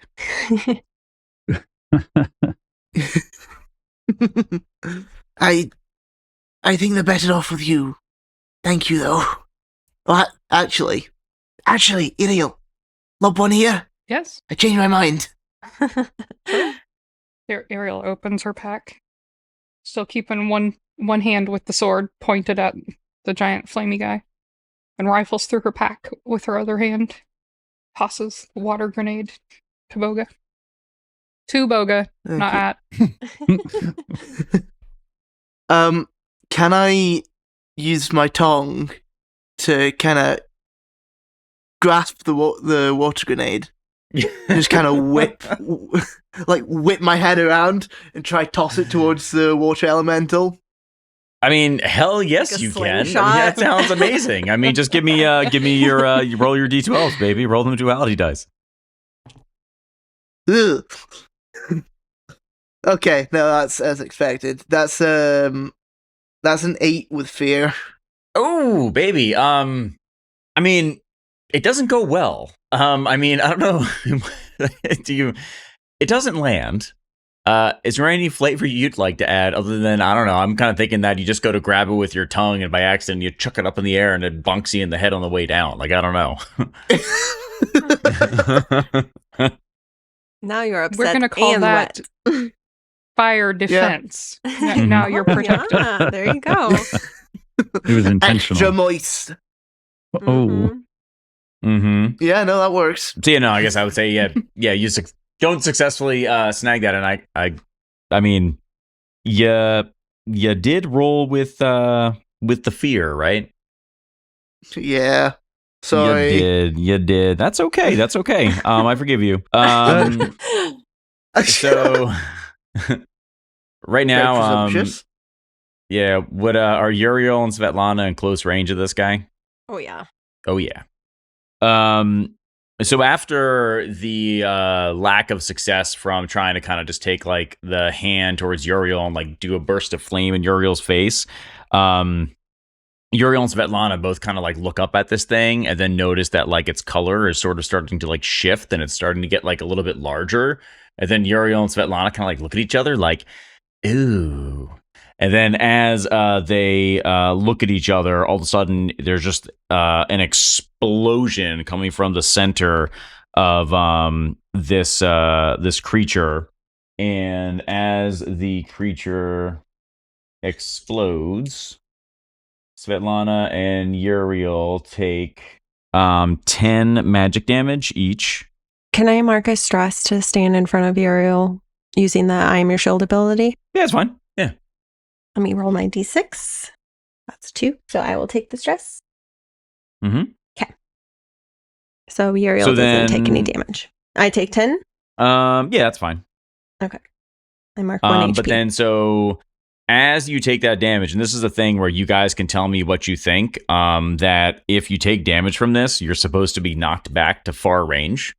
So I don't know if you would like both of you to be knocked back to far range or if one of you should be knocked back, being Svetlana, to far range.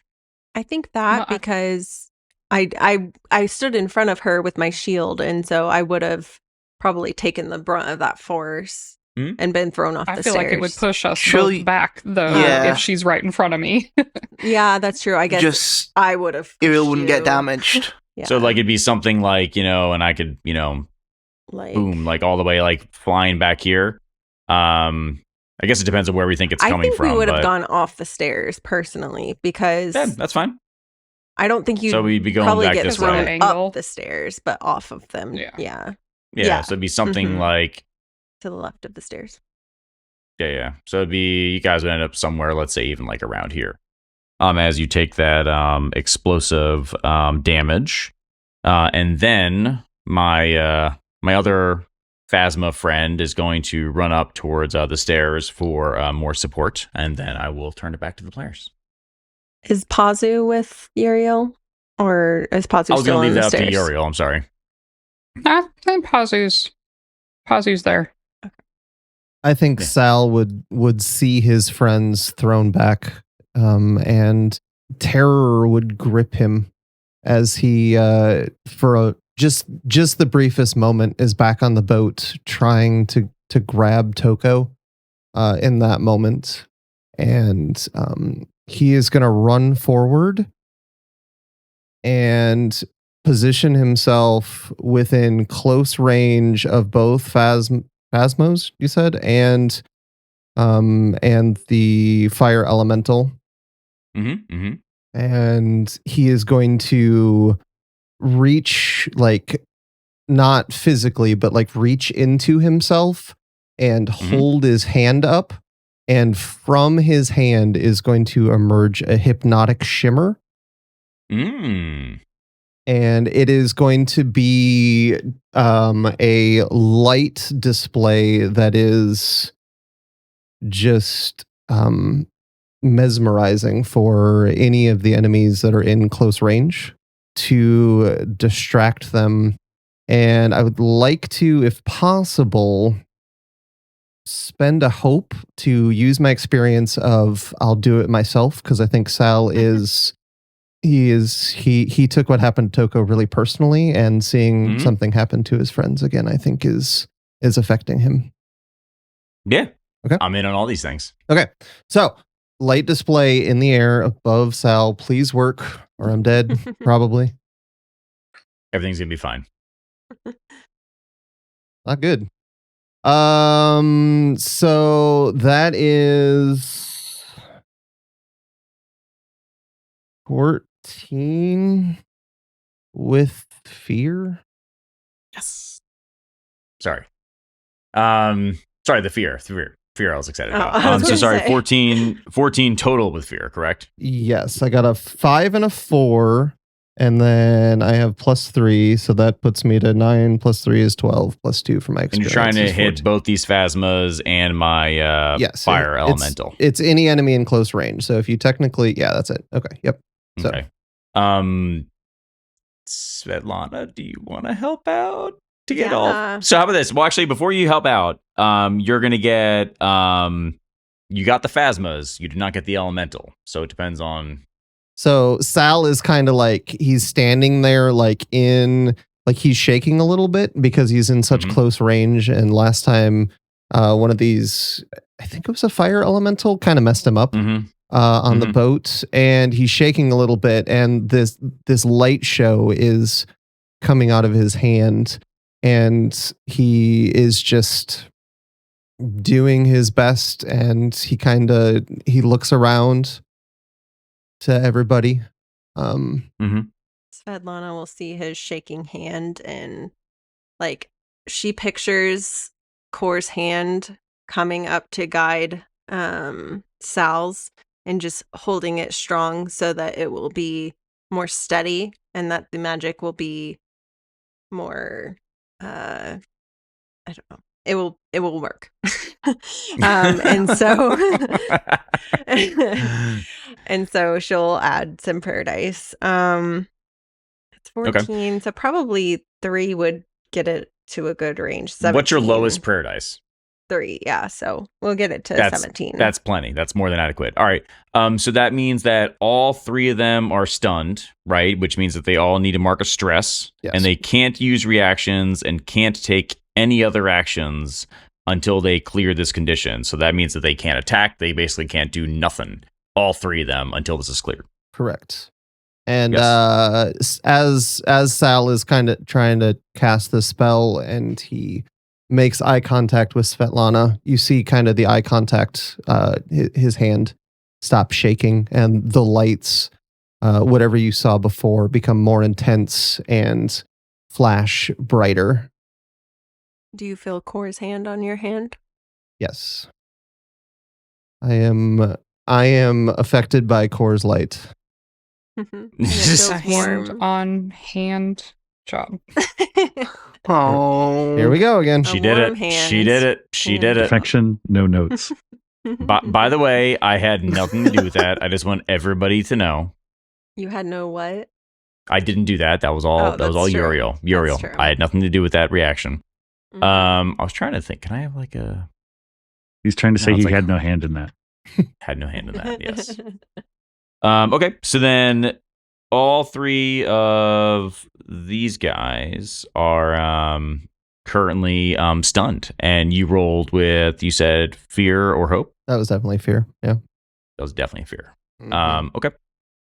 So suddenly these creatures, especially the larger fire elementals that kind of got the party started, is actually almost like frozen, which is sort of alarming because flames have sort of like a life of their own and keep moving. But it's like actually the flames themselves have ceased to move. It's like it's actually just like frozen there in time, if that flavoring works for Sal. So it kind of looks like a photo of the thing instead of a video. Yes, like- okay. Yeah, Yeah, like I it's like like a it. freeze frame at the end of a movie, right? Like just like stuck there. This is, by the way, Sal's first time ever using this. So I think he would kind of like, this can just be a flavor thing rather than a range thing, but he would kind of like, after he cast it and sees that it works, would like take a step back and be a little startled by it. So Like, ooh, that really works. yeah. You're in the middle of Um, anticipating them like hitting you Right. back. And you're Right. just like, oh, Right. oh, they're not going to hit me. All right. So, then all of these are literally stuck. And so then you've got the little very very cute, very adorable, Don't tell them. dogs. Don't tell us they're cute. Then we can't mean- murder them. Because when I say they're cute, I mean they're not. They're flame hounds that look like they want to eat your face, and they're made out of fire. So like you Okay, couldn't thank even you. pet them. They're not There's- even Thank you. pettable. They're Like- still good dogs. Teach. Brent. the The good dogs, no. The flame hounds run up as a pack, as they often would, right towards Sal, who they just saw go ahead and attack stun all three of these other things. The Phasma and then the Flame Elemental. They really just make like a run directly for it, but then it's odd because then they stop right before they get to Sal, and you see them start to kind of like growl. They look at you, and then they let out a howl, and as they let out a howl, suddenly you're hit with like a visceral kind of dread that sinks in. Like it feels painful, even though they didn't even attack you.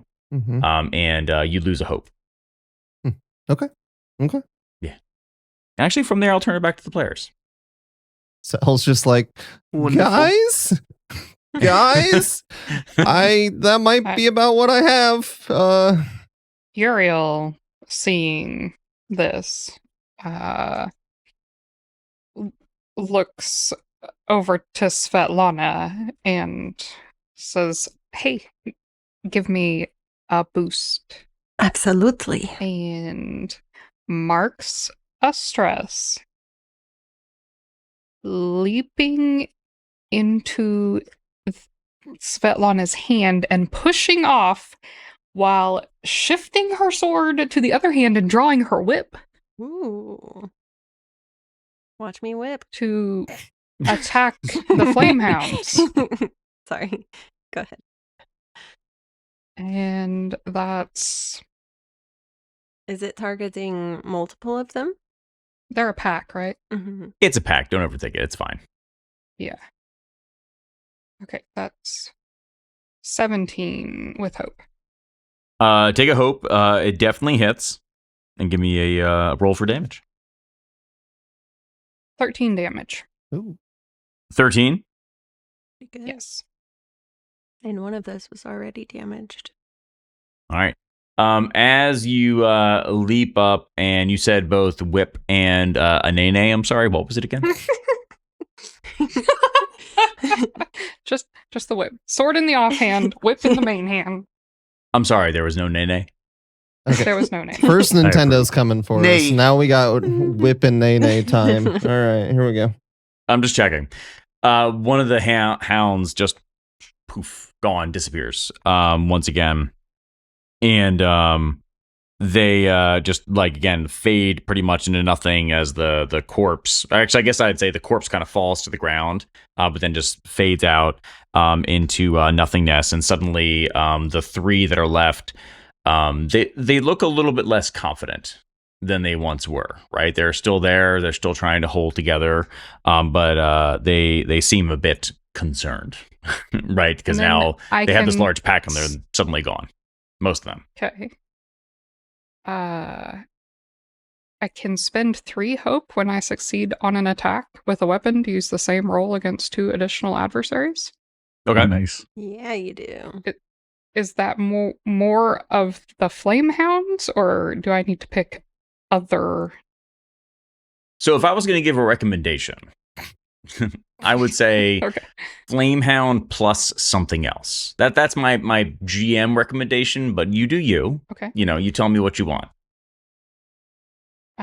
Let's. I'd probably go for the big boy, but you know, that's just me. Yeah. Flame hounds and fire and elemental. Okay. I'm reducing 2 hope because I also gained a hope there. Is that never mind. We'll just do that. 3 hope. So you took 3 hope, right? So you're down to you have Yep. 3 hope now, correct? Yes. And which ability did you just use? Ranger hope. Spend Ranger 3 hope when you succeed on an attack to use the same roll against adversaries. So, do you want me to roll damage again? I think that's what you're supposed to do. Stop me if you think I'm wrong, but I feel like it says because you basically means you get to attack again, so you don't need to roll for the attack. You just get to skip that and roll for damage. And I feel like that also just makes sense. Like it's like you kind of just like keep going, right? Like you're in such a flow that I feel like you're just gonna kind of keep spinning and whatever flavor you'd like to add of, slashy slash and, stabby stab and whip and Sure. nay nay. No nay. Nay on the nay. Okay, so my attack was the boost, which gets a D10 on the damage roll. Okay. Do I keep doing that? I would roll the same damage dice you did previously, yes, with all like the accoutrements that went with it. Okay, so that's 12. This is, 10. Okay, 12 damage on a hound. On the hound. Okay, and then Another hound gone. 5 damage. 5 damage on the elemental. 5 damage I on feel the like I should have elemental. done that the other way around. Mm-hmm. I mean, you know how you made the elemental like angry before? Yeah. It's more angry now. Like it's still, I mean, you heard it, but like you just made it more upset. How aware of how hurt it is, or like how aware of what's happening is it while it's currently just like Oh, watching it's hypnotized? this? Actually, to be fair, Display. yeah, it's just stunned. So yeah, it's probably not really aware of Sure. anything. You are correct. Okay. It just got like damaged. And this is more of a GM question, but the stunned condition only clears when the GM spends fear to clear it, or is there another It doesn't action actually that- describe exactly how you would clear it, is my understanding. I think spending fear would probably be a good one. If there was like another maybe narrative reason to do something like that, I would assume that you could probably supersede that if needed. But I would say I would probably either only do it if you roll with fear, that'd be part of my first turn, right? Is getting unstunned, because that's basically like getting a fear and spending it. Or spending additional fear to be unstunned, Okay. as it is. I That's just what I would was think, but- wanted to make sure it wasn't Yeah. like if you damage it, it comes out as being stunned. So No, he doesn't say anything like that. I mean, I would let Sal weigh in on that as well, but I feel like that seems reasonable because then I need to spend things to kind of get out of it, Yeah. right? It's not like Yeah. basically, as long as it's not a freebie, I feel like where I can just kind of do it whenever I want. It would have felt Um, it would have felt insanely bad if I was like, I stunned the big guys, and then you're like, all right, they're unstunned. Okay, Yep, I'll yep. go. And stab. I'll go hide in the Um, corner. Yeah, no. And that was with Hope though, so still you guys. And Oh boy, and Yriel's excited. yes, and Sal, do you have stress? Do I have stress? No. Okay, never mind. I was going to clear stress, but it's only on somebody close to me. So, Fair enough. well, actually, close to my enemy, but mm-hmm. the enemy of my enemy is my ally. I want to clear stress from. That seems reasonable. I mean, I'm gonna go ahead and I'm gonna spend a fear to unstun one of my phasmas. Just FYI, like nothing else happens. Just you see it kind of just like go doof, and sort of like breaks out of the stun. But I'll leave it with the players. Other than that, Can Sal like see that out of the corner of his eye and just put a hand to his own chest and attempt to go invisible? He's like, okay. Yeah, no, that's fine. All right, I have to roll for it, so it's not guaranteed. Yeah. But Sal It's a is spellcast roll, right? yeah, Sal is panicking a little bit. So, well, the good news is that's what I needed. It's a terrible roll. That's a 10 with hope. So that's 10 on the dot. it's 6 and a 1 plus my 3 for my spellcast trait. So yeah. Buddy, that is not going well for you today. Do you mark a stress as well? Yes, I will mark a stress. And Sal just disappears from where he's standing. And Okay. yeah. Poof. No Sal. I might need to find other dice. Are they still hypnotized? Yes, that does not affect my. Yes. Okay. Only the one, right? One of them is no longer stunned, but the other two are. The hounds are still free. Svetlana is still kind of crouched in the position where she had boosted Yriel, is realizing, she's seen several of her friends attacking these enemies, but she hasn't seen Hilo. And so she looks around and she says, Hilo, are you okay? Hilo and is standing next to Bogha, neither of which have taken any damage because we're up the stairs still, and he nods I don't know if I can see you because I'm like all the way down Oh, on that's the true. side of the stairs. Yeah. He nods, then realizes you may not be able to see. So he's like, oh, yes, just I don't know how to hit fire very well. I think you hit fire with fire. From nowhere, you hear Sal's voice just go, "Just hit it." So apparently, as it turns out, while Hilo has no fear of water, he's a little concerned about fire, I think is what's going on here. Interesting. Ooh. I just learned this about myself. This? What's that? Did his friends pick up on this? That he's afraid? I mean, you might be able to see that he's not usually hanging back quite so much as this.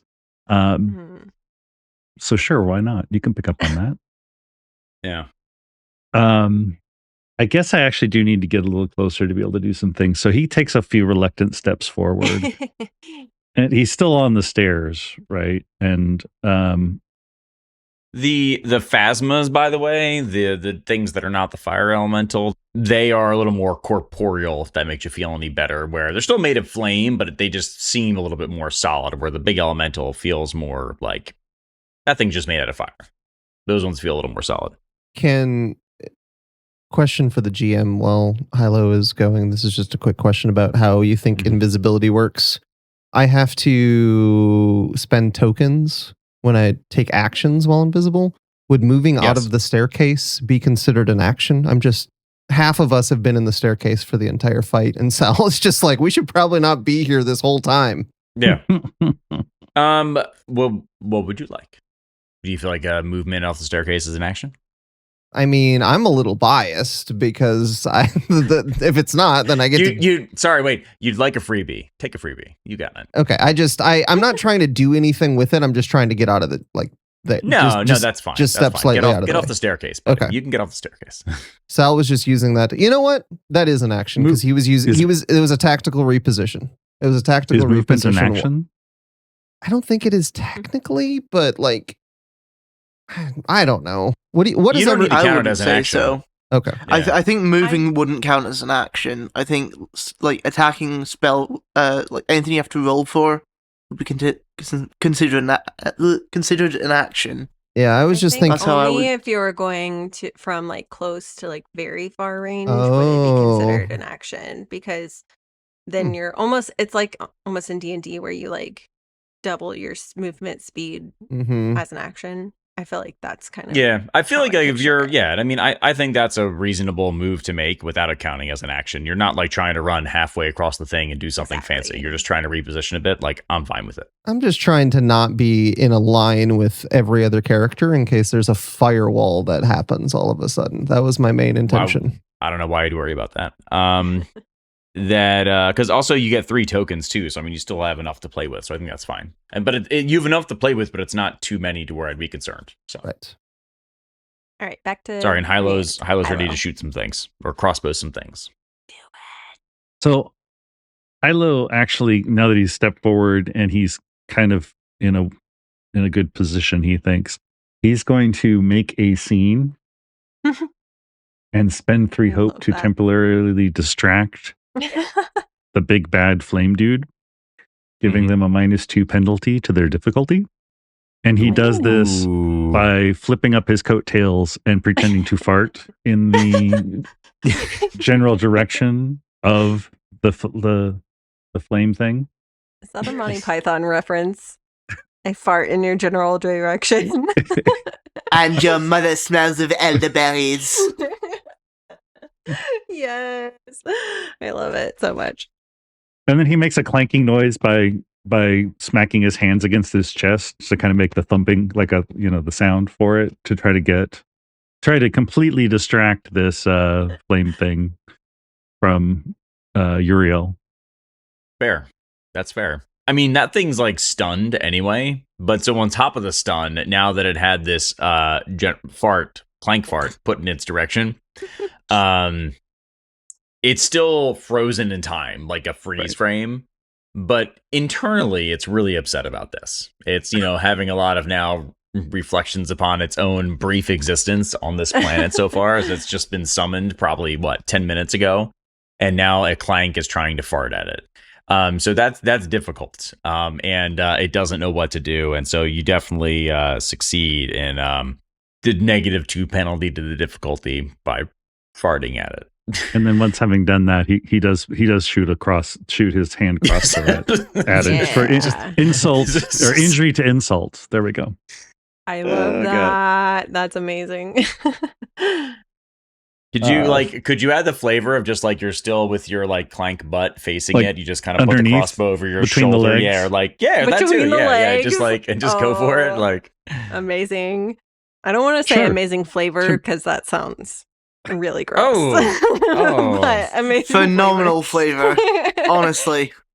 And you guys got mad at me about the dark black hole that people were going into. Like, that is an 18 with hope.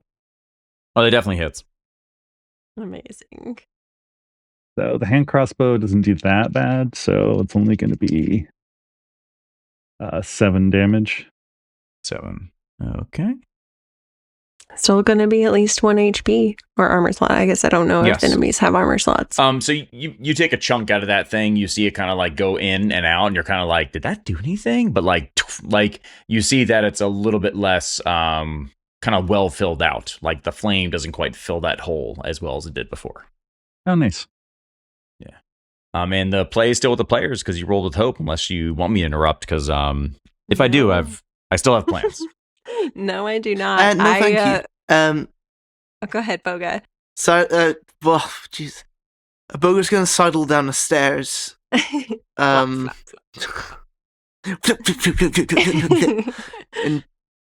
try and get within close.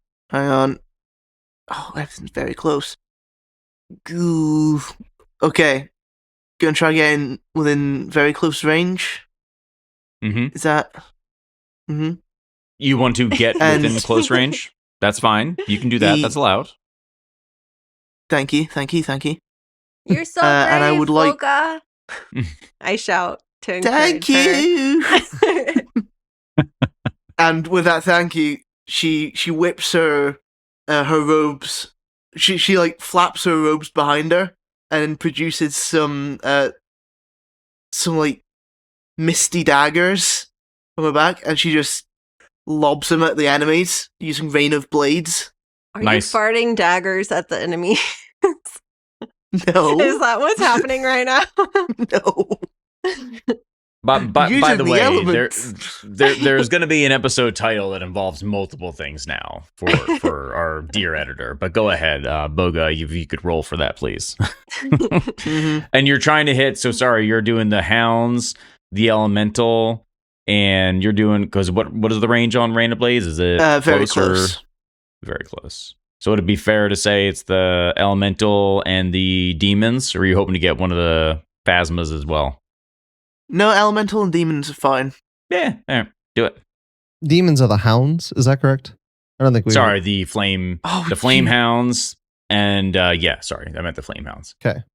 I can pray for you, Bogha. Tell me first. Well, I don't want you to waste it if it, I got an 11 with hope. An 11 with hope? Mm-hmm. And I pray for Bogha.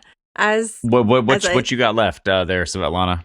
I've got 4 prayer die, and I'm if you going want to use a 4. If you want to use a 4. I'm using it. Yeah, I believe in Bogha, and I'm so proud of her for just rushing into the battle. She's normally a little more timid, and I'm just like, I'm here for it. I'm so happy for her. So I am like, yeah, Bogha, go girl. And you just see like Svetlana like cheering her on, using her prayer for course. So that adds 4 to your roll. So it should be 15 you hit now. The flame hounds and the elemental. Yay! I find my damage dice now. I knew you had it in you. Yeah. Thank you, Svetlana. I did nothing. It was all you, babe. Oh, bastard. So that is a... Oh, hang on, brain. It's not that high a number. Come on. I feel that. I hit an 11. An 11? Yep. It also are any of these vulnerable as well? None of them are vulnerable, but if you'd like the good news, as these blades fly out of your rear end. Sorry, wait, that's not what's happening. No. As these daggers fly out from back behind you, both flame hounds drop to the ground and disappear, and they're completely gone. Woo! The larger elemental definitely takes another hit and is still there, still frozen in time, not moving in any which way. But the flame hounds are no more. And was that with hope or fear? That was with hope. That was with hope? Okay. Yeah. You guys are on a roll. Yeah. Svetlana is very excited for Bogha, and as a celebration, she sends out. You can imagine this flavor-wise as like little fireworks. Oh, go real ahead. quick, I'm just going to spend one fear for the other phasma just to break out of the stun. So both the phasmas are no longer stunned, just the big boy's stunned. You keep going, though. Sal's going back to his classic line of just, guys, we got to do something. But flavor-wise, it's going to be like a little firework that is coming out of Svetlana's hand because she's just so excited for Bogha to have this like awesome roll. So she is going to cast Bolt Beacon. So a spellcast roll against a target within far range. On a success, spend a hope to send a bolt of shimmering light toward them, dealing 2d8 plus 2, 2d8 plus 5 magic damage using your proficiency. So that is a 9 and a Who are you targeting? It's crit. Oh, it's a crit? Who are you Hey! Yeah. Nice. I was targeting the big flamey guy. The big boy. I forget what he's called. Flame elemental. You might have to move closer take a if hope. it's. What is it? If far. Yeah, right now that's very far from you. Okay. That's what I'm saying. Yeah, then I would have moved in closer. If you want that guy, you're fine. You can get that guy. Like, I'm not gonna. We'll say I moved. I think he's big enough. That's true. Because also, like, realistically, you could have moved a little bit further up without having to roll to make that happen. So, like, I'm not gonna. I just took a few steps towards it, towards the stairs. And I casted, and it looks like a little firework. It's all orangish yellow, like with Coors Light. But it like goes like that and explodes on impact. So it's D8 plus 5 or 2D8 plus 5. So I'm going to add 16 plus my 2D8, which are this one. 8, no, that's a 0, 10. Sorry, I had these all organized so that I would have all my D8s in one place, and then I used them, and now I can't find it. Oh, it's still in my tray. Okay, 16 plus 1 plus 7, so 8, so 24. Wait, yeah. 24 plus. I don't know if that was already including my plus 3. I don't think it. Did you say 2d8 plus 3 was your damage roll? 2d8 plus 5, so it'd be 16, then roll, then plus 5, right? So it's 29. Oh, okay. So it's plus 5. Okay. Sorry. So 16 plus 8, so 24 plus 5, 29. So 29 damage to the fire element. That math so out that thing is still stuck there, and it's actually like really kind of almost strange because now it's like just you see chunks of it just going missing, and what was once this like large intimidating flame creature is just almost like it's barely there currently. By the way, it also makes that creature vulnerable. Yes, so you get to roll a d6 whenever you go to attack it is the vulnerability. So yes.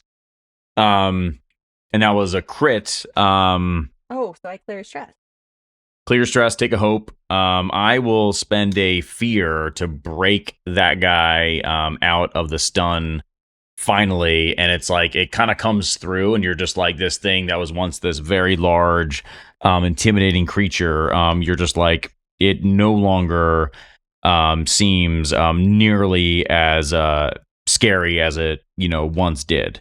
Suddenly it seems just much more subdued, and it goes ahead, and you just see it try to start to retreat a bit towards the center of the room, away from all these hits that it's taken. Right, so I spent a fear to break it out of the stun and move a little bit. And then you see it suddenly hover over the flames. The flames disappear. And then the creature gets a little more corporeal again. It's like as though it just like sucked up the flames in order to go ahead. And now it looks just not like great, but it got something out of sucking up those flames to be a bit more, let's say, alive. And I'll give it back to the players. But to be clear, he didn't heal visibly. He just became more corporeal, correct? No, the implication would be is that there was a slight bit of healing. Yeah. Right. By the way, I'm trying to be reasonable. You can still kill this thing. Trust me. It was very close to dead. Okay. Could Sal get within range of it? Could Sal get within range of it without rolling? Yeah, you're supposed to roll, I think, only if you're going to very far, correct? Yeah, so he can get like Sal Yeah, fine. Sal can move within range. Sure. Nobody sees anything, but all of a sudden these daggers fly out from nothing and all target the fire elemental. Mm-hmm. And Sal is going to use Rain of Blades. All right. And then you're going to get your little sneaky sneak, right? I am going to spend a hope. That is correct.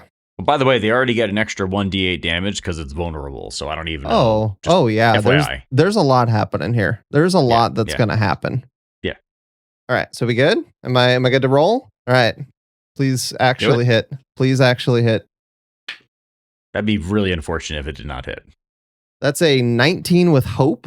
Yeah. Nice. I will say, oddly enough, I'm still going to let this happen, but it does say it doesn't make sense to my brain. Invisibility is one thing, but then it says when you are hidden, you're cloaked, as though I feel like it almost implies they're two different things, which seems odd to me. Mm-hmm. Yeah, Right? I ran into that with the what do you call it? The one shot. I was very confused by that description. Right. I 'Cause don't it know. says- I don't know if invisible would be considered hidden. I think it's not, right? Yes, Like, I what I don't feel like think. I read? I don't think I would add my Okay. sneak attack dice. Would be my guess. Got it. I wasn't Okay, planning on it. Oh, To be- okay. I feel like you're going to do plenty anyway, so I would say do you. Okay. Yeah. Okay. So I get 3d8 plus 2. And did you get is that the extra 1d8 for the vulnerability? Yes. Yep. Okay. Terrible first dice. So that's 16 damage with the vulnerable bonus. 16 damage. Correct. So the flames, this thing is barely there. Like you had this enormous creature, and when I say it is barely there, I mean if you breathe on it, it is probably gone at this point. Like it is essentially just barely hanging on. It kind of looks almost as though it like is like you make eye contact with it, Sal, briefly, where you're just like, this thing just reflected on its very short existence for the last 15 minutes now, and suddenly that short 15 minutes of sentience and corporeal like existence on this planet is going to be gone, and there's actually like a little bit of like fear that emerges as it does that. Did you roll with hope or fear? That was hope. It's the first. Hope. I think the first time I've maybe gotten a 12 on my hope die ever. Maybe. I'll say that thing is barely hanging on, but it's still the players again. Unless I still have fear to spend, believe it or not. So Svetlana hasn't gone a bit. Or Yriel, you guys started it off, right? Yeah, I just went with the bolt beacon. Yriel, go poke it Oh, with your pointy thing. Who wants to blow it Yriel out? I loves am a good good at poking death things. Poke. Loves a Yeah. good death poke. That's right. Yriel is on her way to poke. So this is. Sorry. I was looking at strategic approach, but it says the first time you move within close range, which would not be because I did that a moment ago. I gotta be honest. I think you're overthinking this one. You just need to poke it. You just gotta poke it. All right. Okay. All right. Okay. As long as we hit. I'm poking it with my sword. That's 16 to poke. With hope. 16 to poke. What does it look like as this thing just disappears in front of you? Or is it just that? I think it's I don't know. No, it's a pretty condescending poke. Yeah, right? Like I told you to bring it, and this all you got? Yeah. I can't You know, believe jab this it is and what it kills you. poofs. Yeah. And it just poofs out of. Maybe not even poof. Maybe it implodes. Like, Ooh, like collapses. sucks into on it smoke. itself and just like, Yeah. doop, and then it turns into smoke and it's gone. And then just a little Dissipates. or a little toot when it evaporates. So many fart jokes. Michael, good luck. Good luck. So that thing And- very much dead. Okay. And that was with hope. And Pazu has had enough of this silly messing around business that you've all been doing. And, he puffs up his fur so he looks big and intimidating and leaps off the stairs to attack this phasma to the south. Okay. And that is also my... Well, that's 10 with hope. I'd like to say that Pazu, as deft as Pazu is, just kind of like leaps and just sees that the attack is not going to be quite as deadly as Pazu would like, and is just like, you know what, I'm going to let that one go, and kind of misses, but decides to miss because it's just not as face slashy as Pazu likes from the past, you know, and just kind of like leaps right over the creature. It's all about the impression that we're leaving. Yeah. Like, It's also like this style, isn't the like one. yeah. Was that with hope or fear? Hope. Hope. You guys are like hoping the entire time. I've barely gotten a turn other than interrupting. So I'm praying. That's for We- sure. we feel so bad about that. Or not. Speak for yourself, Hilo. Oh, okay. I still have a plan. It's just that my plans have shrunk. So like they're still, you know. Is there anything on the floor here near Sal, like at the ritual site? Is there any kind of like symbols or anything? Like we've scratched out symbols before on of the Scorchborn. Is there anything there? Like anything on the floor that if Sal would just rub his foot across it would scratch out part of a symbol? Anything there? Not particularly for this one. There was just the table more than anything else. So there's nothing of like maybe note to kind of like make them maybe poof go away sort of thing. Okay. All right. Just thought I'd check. Yeah. I take it the phasmas did not disappear when we killed the elemental? They did not. Remember, there are still, I mean, I guess I could add PCs here or whatever little characters if you'd like. There were kind of like random little people off in the distance who kind of like helped to summon them. So like these folk kind of just like ran off towards the side, just like trying to shield themselves, knowing that the fight that was about to happen. Like they were trying to summon this thing, but they didn't anticipate obviously other people just jumping in and trying to fight the creature as it came from the But they're wherever it not came from. actively summoning it, No, right? no. Like it's No, been no. done. Like we can't damage. If we damage them, it's not going to like reverse the summoning. You would think not. Um, You can Bo's try if you just want to gonna kill those people. just- I mean, I know that some people are a fan. Look, I'm turning over a new leaf. Okay, I don't kill everybody in sight. That's not who I am anymore. Yeah. But Sorry, Svetlana, Bogha, go ahead. there are Yeah. no leaves down here. That's true. I mean, How can you it turn is one all over? stone. Maybe we can let this one slide. Yeah. Bo's just gonna go bonk one of these phasmas. Bonk it. What are you bonking it with? I'm bonking it with my improved short staff. Or normal Also known staff as in my a case. bonk stiff. It's improved, but it's not short. Mm-hmm. Because it's Sorry, Michaela's not compared the only to- problem. No, I'm pretty sure she was referring to the fact that it's bigger than Bogha is. It's not short because, right? You justify that however you want. Hey, Teach. Yeah. Dear GM of mine. Yes. Oh, I goodness. just Did you get a crit. crit? Oh, my goodness. That's the third one of this session, right? That's a lot. Pretty good. That's a lot. Which one were you attacking? The one on the yellow one.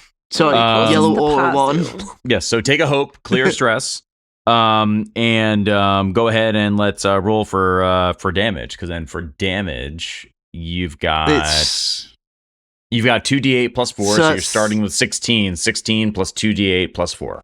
So it's a starting of 20 there. Yeah. Yes. 20 plus 2d8. Kill it, kill it, kill it.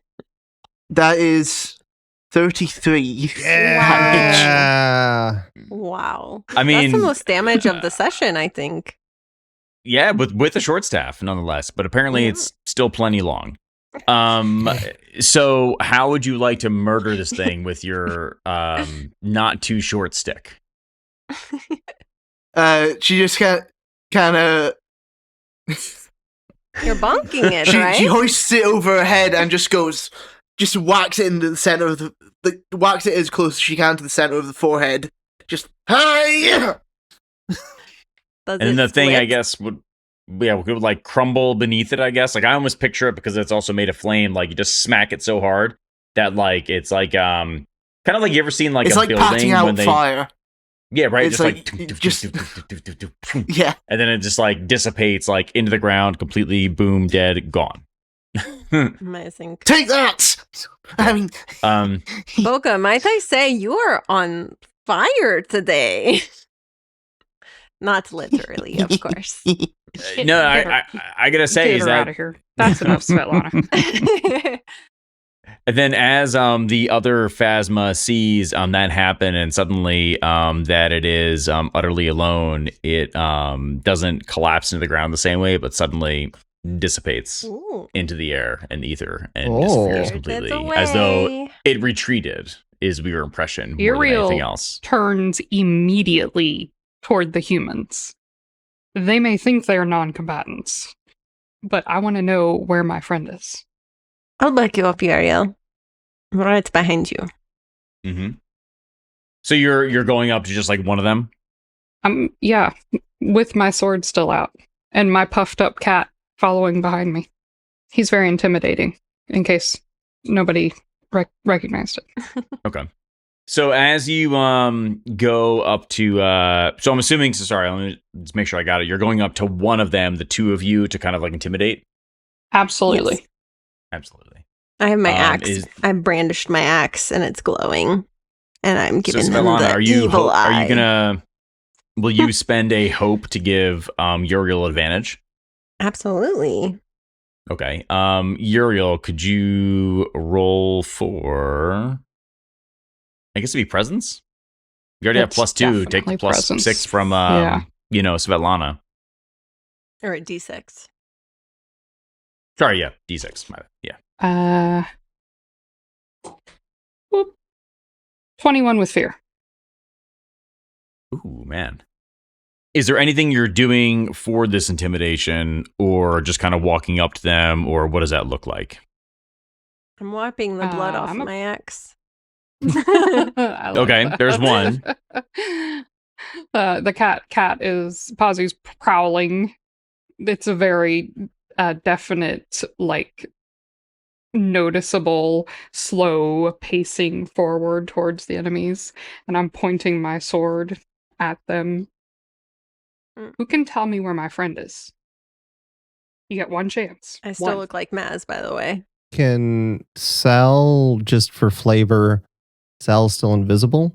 So can Sal's Mhm. returning blade hit the wall right next to where Yriel is intimidating this person? Just like close enough that the air just like kind of blows his hair a little bit, but like not trying to hit him. Just a flavor thing. Is that okay? Yeah. I will spend one of my invisibility actions for that flavor. Well worth it. Well worth it, friend. I agree. Our friend looks like me. Have you seen her? The person in front of you is actually a woman. A human woman looks up and says, I've seen many people here. I'm not sure if I've seen her, but nothing you can do to me can scare me, for I know what happens after we die. Not if we turn you to ash.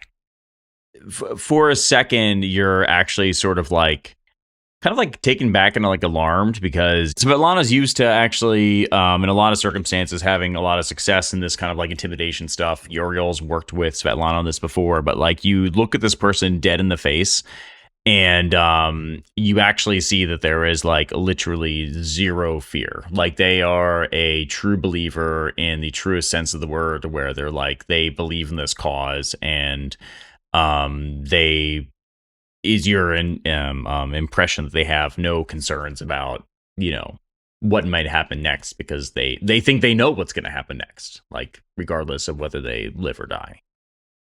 I'm about to skewer this person and move on to the next one. Yeah. If you think that the Scorchborn is powerful, how much more powerful do you think that Core by himself would be? I invite you to join me in worshiping Core, because these people are just perverted, like, they're just perverting his teachings. That cannot be more powerful than the source itself, right? And I know the true power of Core. And I like, as I touch my chest, like it glows a little bit. And I take that and I just like present a glowing orb to her.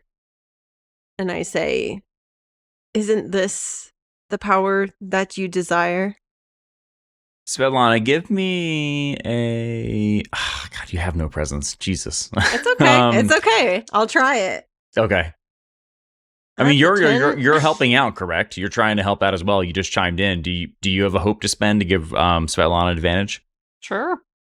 Well, that was a 6 on my on my advantage.